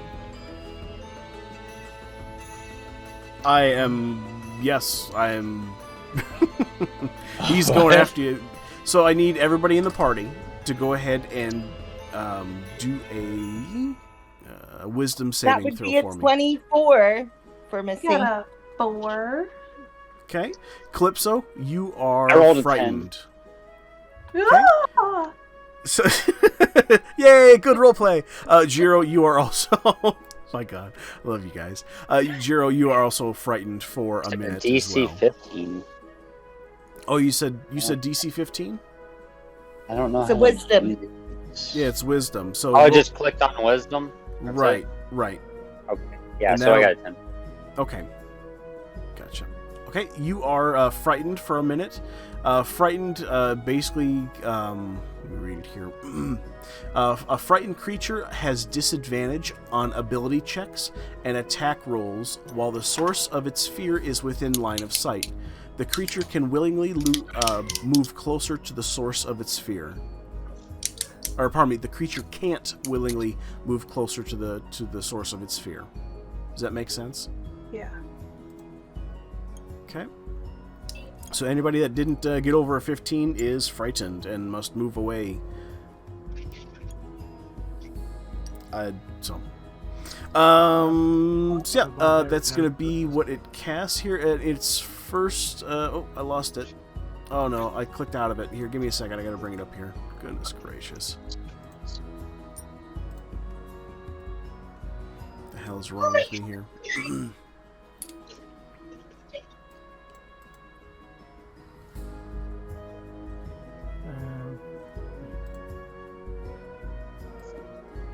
Okay. Valky, it's going to then do a melee weapon attack with its bite there. Does a 24 hit. Yes. Okay. Give me 5 seconds here.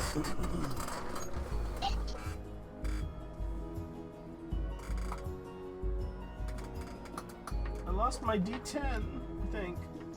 Oh no. It's a personal problem. It is. Oh, no, found it. Oh my god, so that was my favorite too.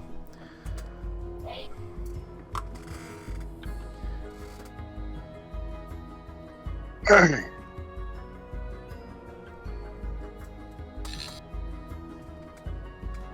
a second, is that right? No, that can't be right. That's not even the right dice yet still. I lost a dice, damn it. Nope, found it. I found it right. I got it. Sorry, I'm retarded.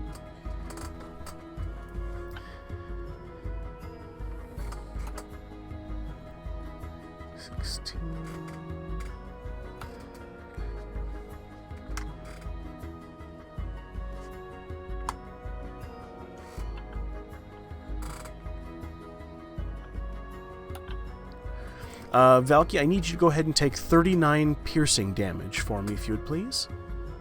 Yep. Okay. That's going to be its first attack. On its second attack, it's going to go ahead and claw at you. And does a 20 hit. Yes. Okay. Then I need you to go ahead and take...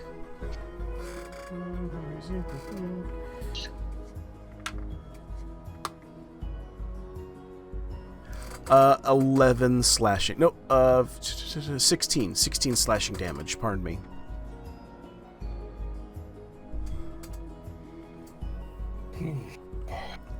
And for its last turn, it's going to go ahead and take another claw attack against you. Does a 12 hit? No. Okay. Then that, let's see here.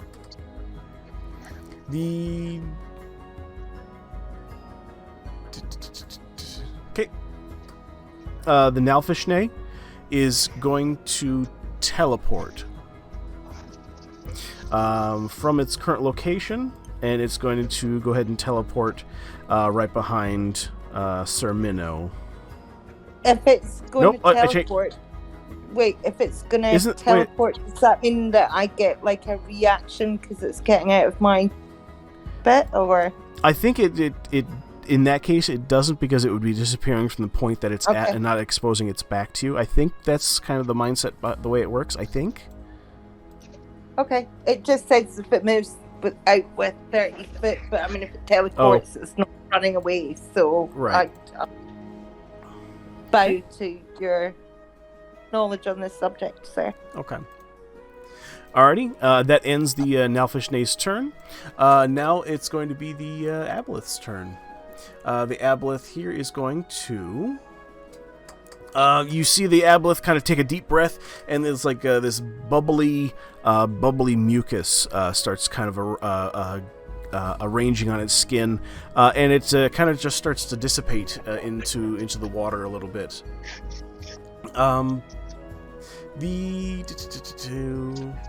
Hold on, give me a second here. The Aboleth is going to go ahead and reach out and attack.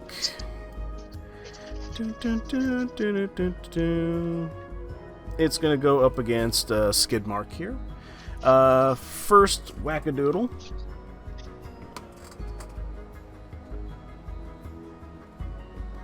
Does a 27 hit, Minnow? Or, not Minnow, Skidmark? Graham, are you there? I'm here. Does a 27 hit? It does. It does, okay. Give me a second. Tic Tacs? Ibuprofen. 14. I need you to go ahead and... hold on. 14 bludgeoning damage. I need you also to give me a Constitution saving throw as well. Ooh. That'll be fun.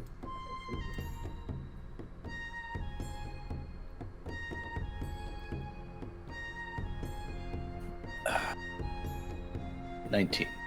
Okay. All right. Nothing happens. So that's a good thing.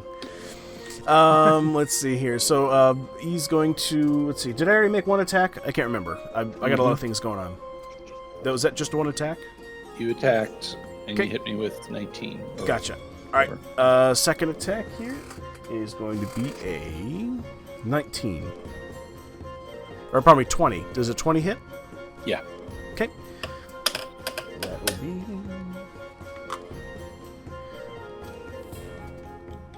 12 more bludgeoning damage, and I need you to go ahead and make another... No, actually... Nope, I already rolled it. That's okay. You can change. Yeah, I need you to go ahead and roll another DC 14 Constitution saving throw. 20. Okay. All right, that'll work. And for its third attack...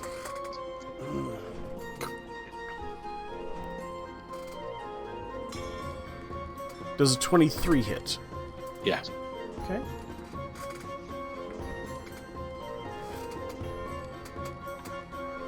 $17 bludgeoning damage with one more Constitution saving throw for me.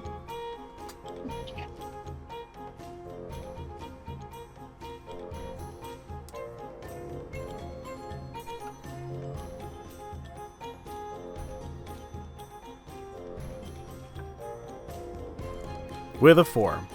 Okay, so here's what happens, Graham. You start to feel kind of weird, but nothing really happens at first. The disease you now currently have has no effect for 1 minute and can be removed by any magic that cures disease. So here's what's going to happen here. After a minute, your skin is going to become translucent and slimy, and you're not going to be able to regain hit points unless it's underwater. You also can't breathe unless you're underwater. That's actually true as well, which I was getting to that. Thank you, Minnow, for also testing me and my knowledge. Graham, you can no longer breathe air after 1 minute. So in 6 turns, or at probably the end of combat, you are not going to be able to breathe air.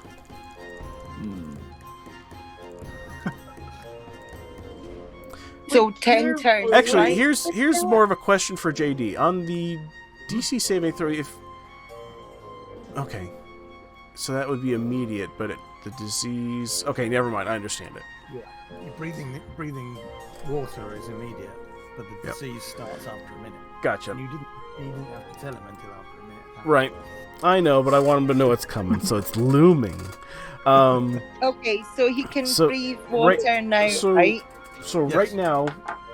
Sorry, what's that, JD? Dip your hand under the water every time you need to breathe. Yep. Basically. Basically. But well, does it need to be his hand, or will some it- other appendage work? It really could, by the rules, could be any appendage to help him breathe as he's teabagging the water. Just to be fair, like he's wasting more so he can continue to breathe, right? Yeah, You need your breathing apparatus, your mouth and nose, to be in the water. Right. Okay. So he can squat, go prone, or just stoop every time he needs to breathe. It's Right. really not a problem at the moment. Not until we pull the plug. Okay. When we drain the Colosseum, it's going to be a problem for him. Yep. Or when we move to the next area. Okay. So that is going to be the Aboleth's turn at that point here. Minnow, you're up, sir. I am going to continue with my fishy adventure. Oh. I am going to unleash a barrage of attacks. All right. Starting off with a... Oh, shit, that's crap. A 16 to hit the fish? For the fish, 16 will not hit. Okay. And So- just as a side note, JD, are you also keeping track of the number of hits that you've been making? The number of hits I've been making? Correct, with the bright sword of moths that you have? Yeah. Okay. I just wanted to make sure that you're keeping track. Because you have okay, I have to explain this because this is a really cool effect. Anytime that JD swings at a creature with his sword of moths, in a large amount of moth starts gathering to the light of his sword. So as you see him attack, he's just becoming more and more clouded in more and more moths. Anyway, and then they do something special. Cool. So I think I was gonna say, is that a hindrance or is that a help? no, it's a help if he can last that long. Interesting. Yeah. if he could last so long. Right. I mean, it resets between battles, doesn't it? It's not like Right. yeah, that's fine. So, my second attack will be a 17. That will hit. Oh, okay. So basically, I need to roll a 3 or more to hit this thing. Damage will be. We'll have to have you sit a little bit closer to the mic again there, JD. Yeah. If you... Damage will be 18 plus 3 is 21 slashing damage, Okay. and 6 radiant.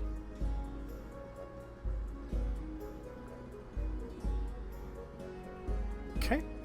And for my bonus attack, 30 to hit. Oh, yeah, that'll definitely hit. And that will be 20 damage. Okay. Got it.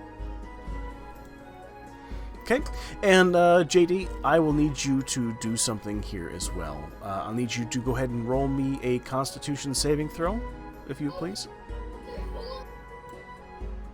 Oh, right. Okay. Constitution save. Oh, nice. 23. Okay, all right, perfect. Thank you, sir. Nothing happens. Anything else for you then, JD? No, that's it. Okay, Fine. Jiro, you are up, sir. Okay. So, let's see.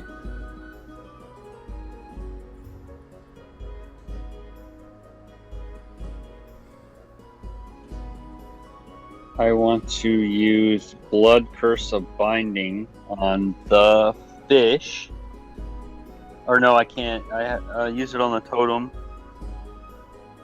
Or wait, can you use a bonus action before you use an action, or does you have to do an action then a bonus action? Any order. Yeah. Oh, in the order. Okay. So I used Blood Curse of Binding as a bonus action. You attempt to bind a large or small creature that can be seen within 30 feet of you. It must succeed in a strength saving throw DC of 14, or the cursed creature's speed reduces to 0 and it cannot take reactions until the end of your turn. Okay.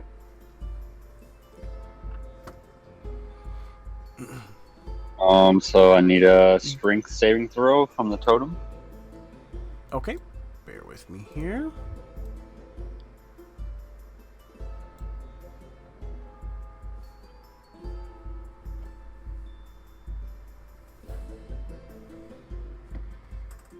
So, strength is going to be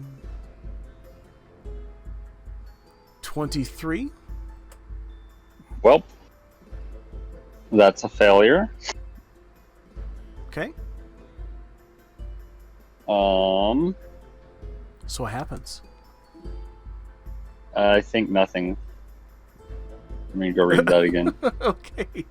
Yeah, nothing happens if he gets above 14. Okay. That's what that looks like. All right. Is there anything else that you'd like to do, Gerald?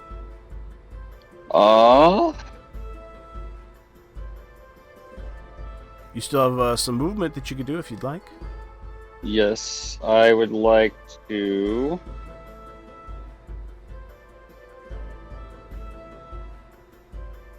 Cast a spell, Spiritual Weapon. Okay. I'm gonna roll for hit. I get a 10. Okay. A 10 will not Does hit. that hit? No, sir. Well, it's like I think my turn's over. Alrighty. Yes, sir, it is. Calypso, you're up. What are you doing? Would cure wounds help with skid mark Wait. disease, or would it have to be some sort of a disease curing? I think it'd have to be 6th level. Yep. 5th or 6th, something like Oh, hold on. I think I have one more thing I can do. It doesn't require an action. It's a spell. Okay.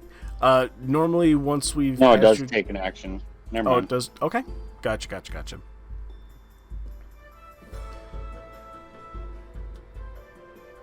Yeah, it can be removed only by heat or another disease-curing spell of 6th level or higher. Heat? Okay.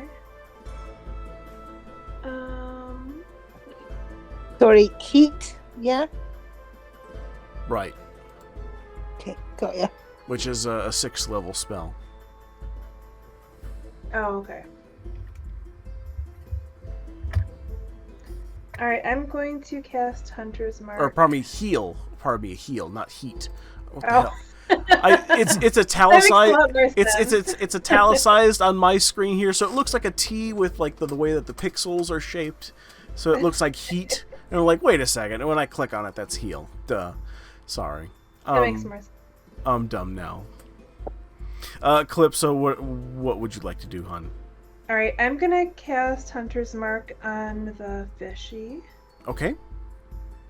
and then I'm going to shoot an arrow at him.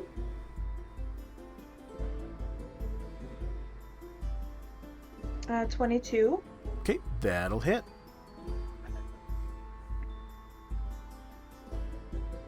And 13 damage. Okay. Alrighty, perfect. Anything else from you, Miss Calypso? Is a spell an action? Yes. Yes. Okay, then It'll I'm tell done. you in the spell what type of action. Right. Alright, I'm done. Okay. Alrighty. Miss Velky, you are up next, hon. Here's a question. Sure. So, given that it's a fish and it's in water, if I was to throw cantrip Sacred Flame, because it's radiance as opposed to actual fire, it would still take effect, right? I believe because of its magical properties, it would still take effect. Are you If- saying you're trying to evaporate the water? No. So, flame-like radiance I- descends on a creature that you can see within range. The target must succeed on a dexterity saving throw or take radiant damage. So it's just like a ray of light that comes down from the sky?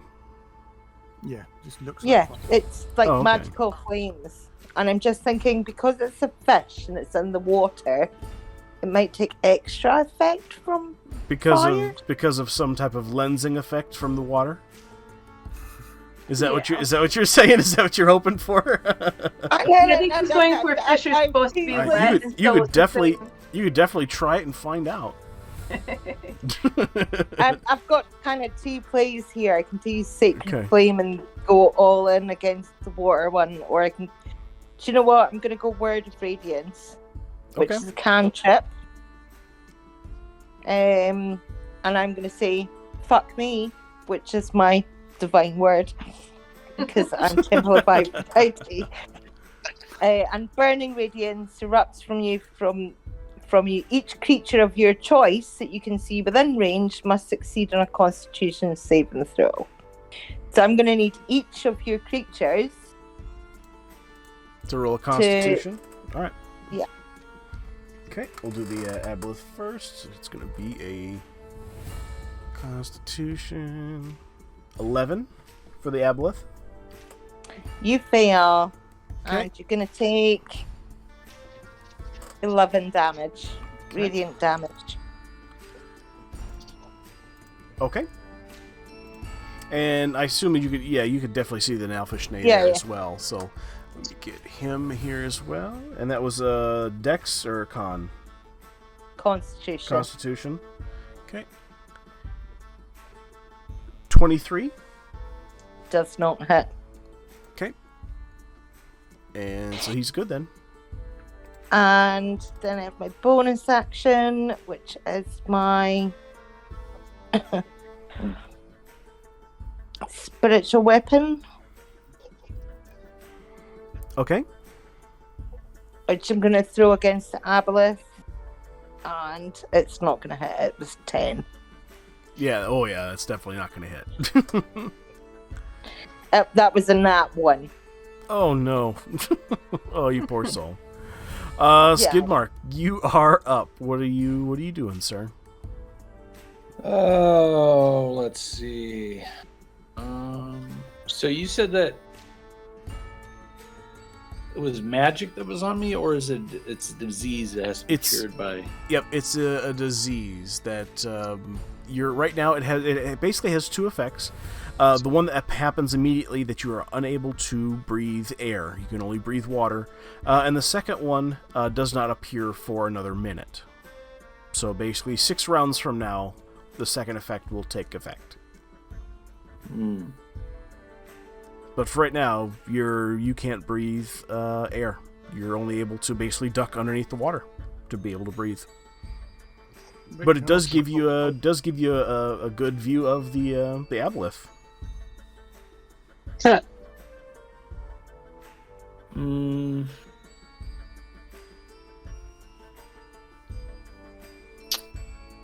Well, I don't have anything to cure disease, so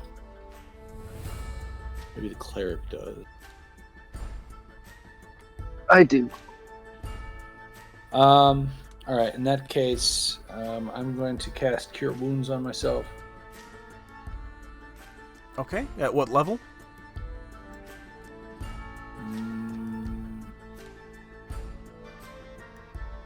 3. Okay. You go ahead and cast Cure Wounds at 3rd level, and it just kind of peters out. It doesn't do anything. Wait, what?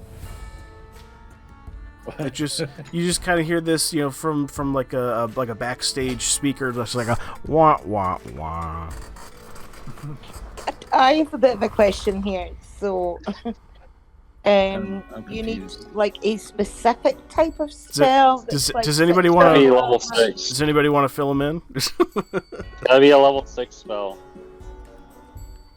Yeah, so it's going to be a level 6 spell to do it, but I'm I don't have any struggling levels. here. If somebody can maybe help me out with what kind of spell, like How do I get a level? It How would do I have get a to level? be like a restore spell. Because I have one that's called Lesser Restoration, but it's a level 1. It would I'm cure. confused. enough lesser restoration, but I can't find it on my level 6. I don't So- have level 6. I don't Correct. have a level 6 So you for won't that. be able to. The reason the spell slot that you expended there didn't do anything is because the disease can be removed only by heal of a 6th level or higher. So only by heal or another disease curing spell of 6th I wasn't trying to level cure or the higher. disease. I What was were trying you- to So give myself, any What were you trying to healing do? Spell, trying to give myself hit points. Oh, pardon He me. also has Pardon me. That special I was wounds. underneath a different that you were trying to go after the disease. thing. No, So, no. Oh. I was thinking out loud that a cleric would magically hear my thoughts of, oh, he needs to be cured with a level 6 disease thing. I just Oh, want I to give see. myself hit points because I can't do jack shit right now, so I'm fucked. oh, okay. So what? Yeah, go ahead and apply points then. What did you give yourself? so any heal spell of a level 6 or higher will cure him of his disease, or does Oh, it need to be a shit. specific spell? Disease curing. All right, I gave myself 9 hit JD points. gonna give me some help here? I don't know which one he is. It needs to be a spell that can cure disease, so it would need to list in the description that it cures diseases. So it'd be probably Okay. So higher. if I- It would be higher than Lesser Restoration. Right. So if it ends blindness, deafness, and any diseases affecting the target. Yes, if you can upcast it to level 6. Awesome. I've okay, got that. Thank you. I But am and how many turns do you get? 6. Right? this is turn number 1 of the 6, I believe. Yeah, but it's 6 turns as opposed to 10. I thought it was 10 because I thought it was 6 seconds per turn. But if it's 10 seconds per turn, No, it's 6 I'm seconds. really glad we cleared that up because otherwise you're going to end up dead. I'm at 27 hit points. I'm going to go ahead and hit this fish. Or try. Okay.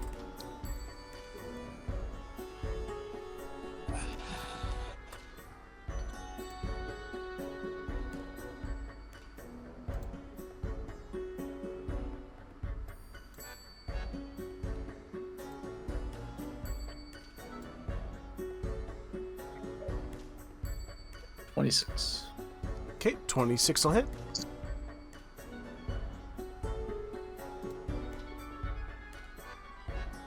I think I still have Hunter's Mark on it, so I have to add to this.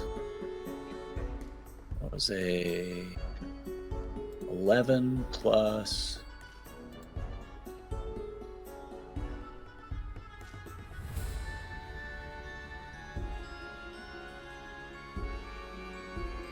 Oh, come on. Stupid magical dice. 12. Alrighty. And with that that damage, you hear this sound play I will send you to Jesus. as you will get to go ahead and describe what does it sound when you kill this aboleth. The aboleth goes... Dicks. And he does just that as he just kind of dissolves into the water. As you are then presented with a cutlet of the most tender ahi tuna that is now in your inventory. Which leads us over to Mr. Nalfishne, which is his turn. He's going to go ahead and take a swing at JD, of all people.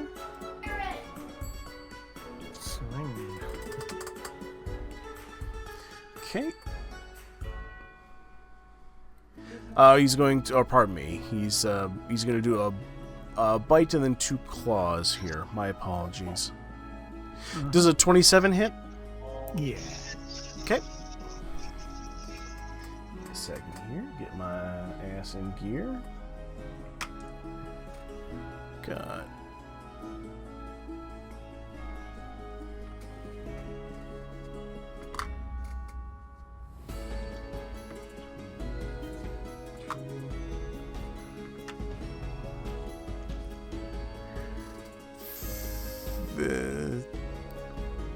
I need you to go ahead and take 32 piercing damage.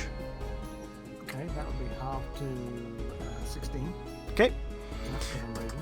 Alrighty. And then I'll take care of the bite. And then we go ahead and he's going to go ahead and take two slashing claw slashes against you here.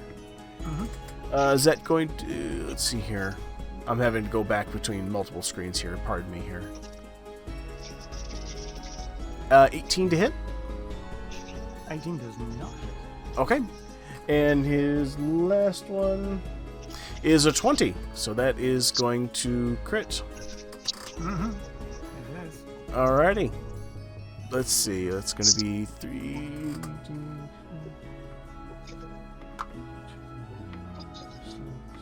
Double damage and then halve it because I'm raging. Right. That's going to be 18 damage. Slashing Whoa. damage. Okay. And that'll be halved for you, right? Well, is that 18? Is that the doubled result? Yes, that's the doubled result. Yes, sir. Oh, right. It's 9 then. Wow. Yeah. It wasn't all that great. No. 'Tis but a flesh wound. Tis, yes, tis. And that'll be its turn here. Minnow, is your turn to shine, sir. Right. Right now, this creature is behind you. Behind me. Oh, right. Okay. Well, great. I shall do a swinging spin around and attack it. Ooh, nice. Okay. Go ahead and roll for it. As I swing my thing. Huh. Yeah, I hit him with my cock. Does a 28 hit? Yes. Yes, it does. Okay. Powerful cock. There's some slapdick.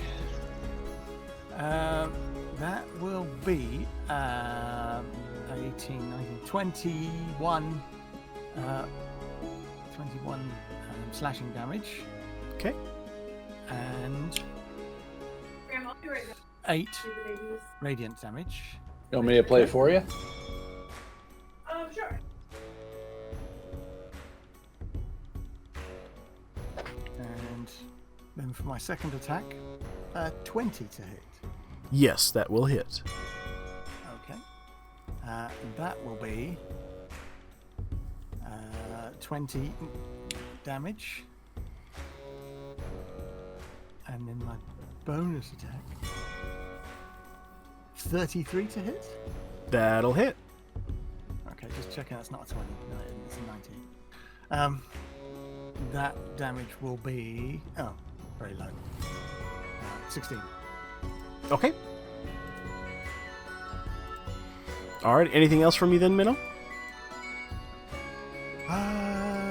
No, that'll do. Okay. Jiro, you are up next, sir. What are you going to do? So what's left? The fish? Fish is dead. The pig is left, the Nalfishnay. Okay, I want to attack him with spiritual weapon. Oh, don't forget about your. Do you have the disease thingy? It's not level 6, so I can't Oh, okay. cure you. If I kill the fish and end this battle, does he get cured? Nope. No, the fish is already dead. Oh, the fish is already dead. Yep. So who's left? The pig. I already have. pig I man. have a cure. I can cure his disease, but you know, got another 5 turns before I need to do that. So It's an oink Okay, oink. so let's see.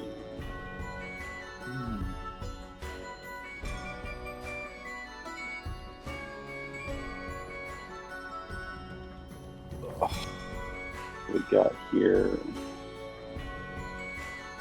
I totally forgot I have +2 on save.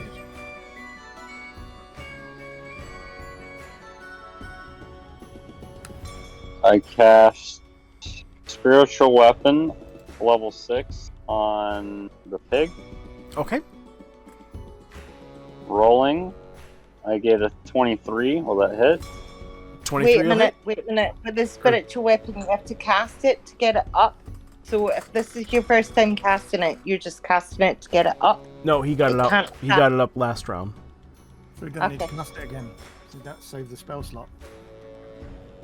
Whoa, say that I again, can cast Jiro? it again or no? Because I already have one up, so Yeah. He does as well, so he doesn't need to use the spell slot to move it. It's just a bonus action. Oh, okay. Yeah, it's a bonus action. So yeah, does so that you can hit? attack and then use the spiritual weapon. That'll hit. Okay, and that deals.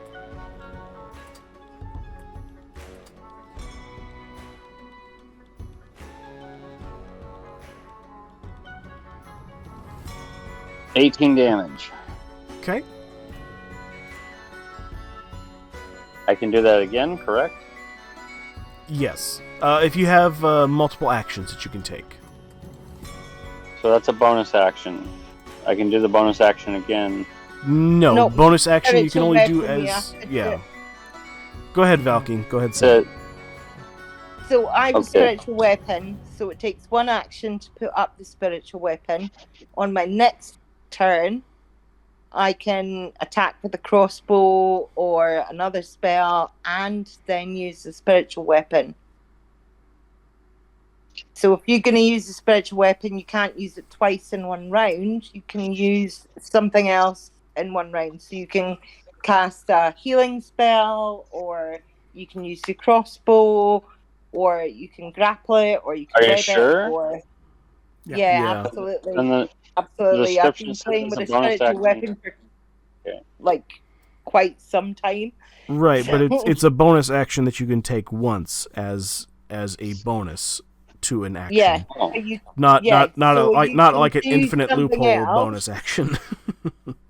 Oh, so I can't take 2 bonus actions at the same time? No. no, you can only attack with your spiritual weapon once per round, but you can attack with another action. So you can do a healing spell, or you can fight with a sword, or you can use your crossbows or your axes, or you can cast another spell, or you can throw a cantrip, or whatever. But you can only use your spiritual weapon once per round. Or both Dragoon and JD have been lying to me for almost a year. No, you are absolutely right. And they're still playing the long I con. thought you could use it twice because it says you can do it again. No, it's close a to bonus action. So on your first time that you cast it, you can only cast, if you've only got one action, you cast your spiritual weapon. On the second time, you can use another action and use your spiritual weapon. Ah, okay. See what I want to do here.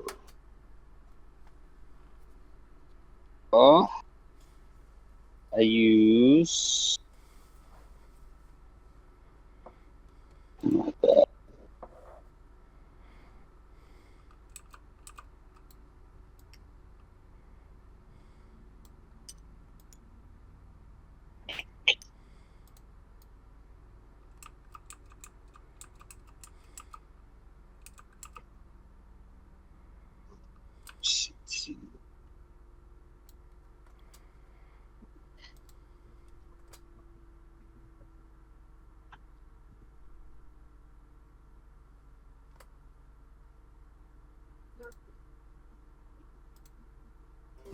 Use Blood of Maladus.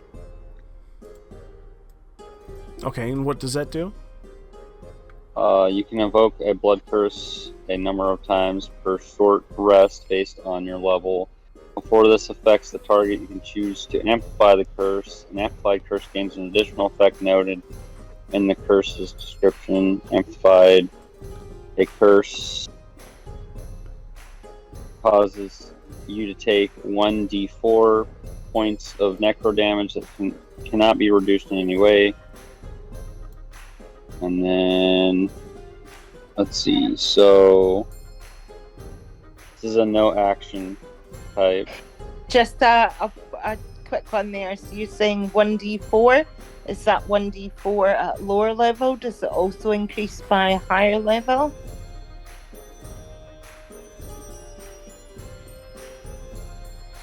What level are you at, Daryl?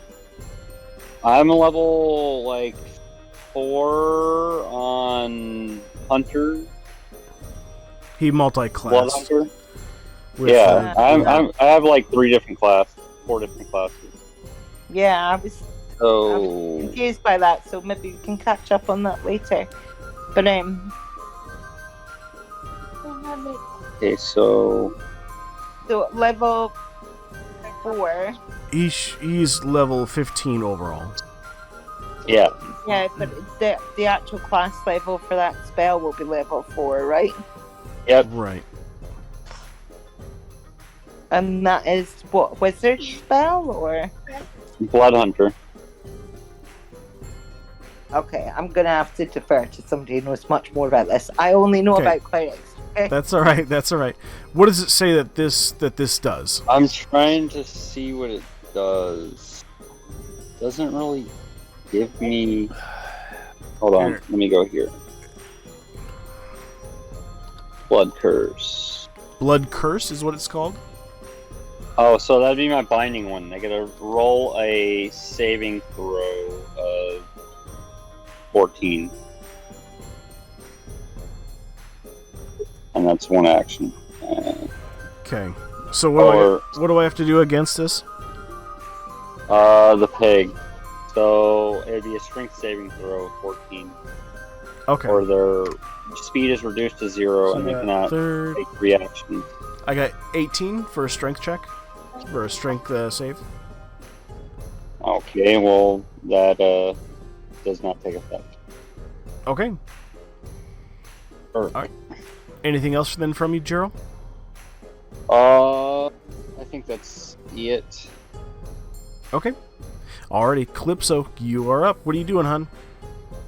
I'm going to shoot an arrow at the piggy.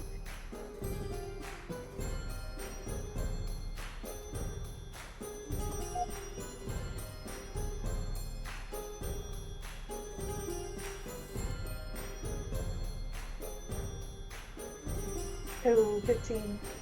Okay, that will not hit. Alright. I'm gonna do it again. All right, 19. that'll hit. 12 damage. Odin, stop it. Okay. Alrighty. He gracefully takes this bow and arrow damage here to his right shoulder as he kind of sloughs it off here, but he's looking pretty rough. Calypso, is there anything else that we could do from you?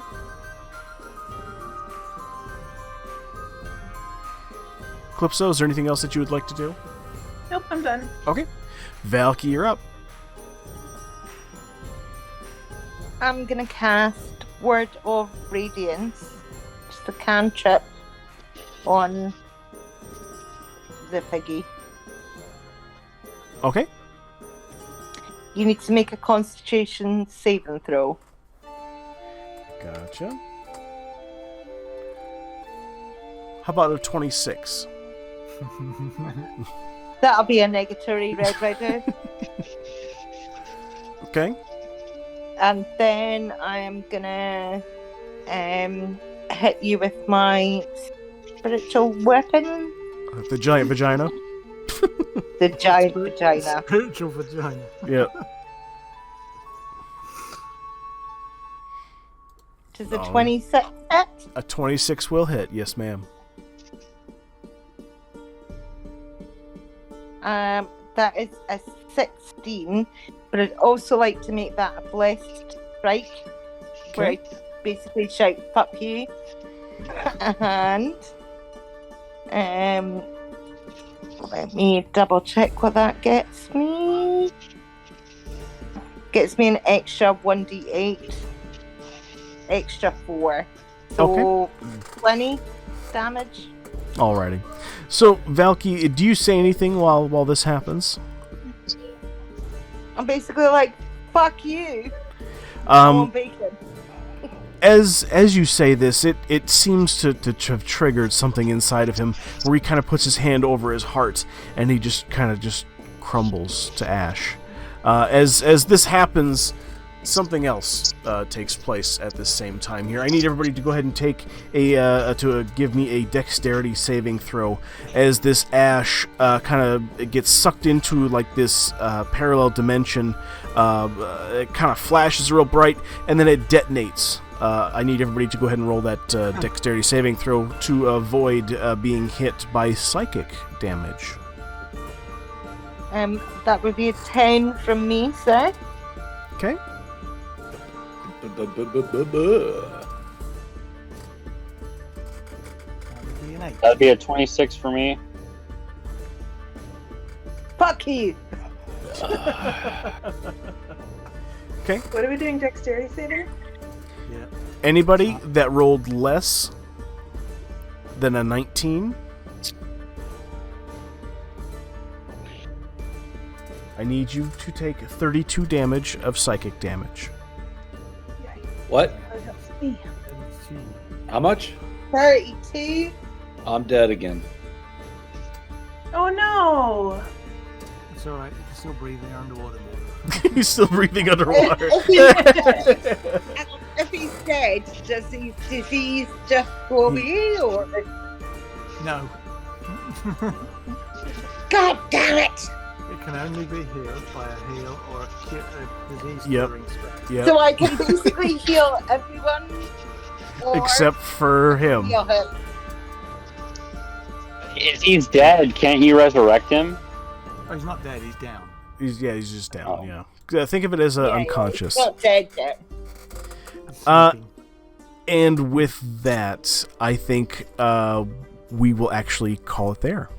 as the episode was on a cliffhanger here as to what we're going to do here next. Will he survive? Won't he? What will happen next? And you guys will get to go ahead and find out on the next episode. Going around the room here, we'll end the episode there. Calypso, where can we find you from a social media perspective? You have your own stuff now, right? Yep, I'm on Twitch, Calypso Soze. Awesome. And Dix.com. That's all the OnlyFans. Graham, where can we find you, asshat? Twitch, Graham Cracker Gamer. Also YouTube, Graham Cracker Gamer. Okay. Awesome. Perfect. JD, where can we find you, sir? Out on the interwebs. Oh, really? Oh my god. Only at truck stops near you. From a social media perspective, not a glory hole perspective. Oh, right. Yeah, I Twitch, erroneous_gaming. Awesome. Jiro, where can we find you, sir? Nowhere. Okay. We'll get back to you on that. Missy, where can we find you, hon? Well, because I'm a princess, you can find me everywhere. Missy Morningwood. Wonderful. Get your wood shined by me. Oh my god. Oh my goodness. Thank you, Valky. Thank you. I'm Unlike Dragoon 91 here. You can go ahead and find me over on YouTube here as Canopy Gaming. Same thing over on TikTok, Instagram, Twitter, and over on the Rumble as well. So catch us next time here. This was the 6th or 7th episode of the Thunderforce podcast. So we'll see you guys later. Bye, everybody. Bye. Say bye, everybody. Bye. Oh, yeah, enthusiasm, damn it. But you could find me on meetme.hotdoggler on Insta if you wanted to. Sponsor of this episode is Love by Stella. Hi there, guys and gals. I'm super excited about our sponsor because they make such cool crochet items and decorations that you are just not going to be able to live without. Got a new baby that's on their way into your family? Then check out this baby bonnet and booty set. How about this cool baby cocoon with hat and mittens? And for you new parents out there, how about a crochet sleepyhead? Just sleep with a sleepyhead for a few nights and lightly spritz it with your deodorant, perfume, or body spray so your baby will fall asleep faster and stay asleep longer with your smell. How about a Baby Yoda for your child or grandkids? Or even a Scooby-Doo dog for your child's forever home? And with winter on its way, Love by Stella also makes a cornucopia of blankets. And you know what? That's not all. Love by Stella also does custom designs. Take this kid's drawing, for example, that he did at school one day, for instance. Love by Stella made it into a full-sized best friend. Wreaths, coasters, beanies, dish scrubbies. Love by Stella does it all. Even custom unicorn pieces I can't show you on YouTube. Love by Stella even sent me this super warm beanie for my Chrome Dome, as well as this awesome Knight's Helmet beanie with movable face mask for super cold and windy days, or just some extra cosplay for your next D&D session. And it's all super easy to order. Just go to Facebook and search Love by Stella and scroll down to see all the different items she has to offer. You can even ask her a direct question through the messenger function or even send her an email message directly. They're quick to respond and they take pride in each and every one of their handmade products. And now, back to the episode.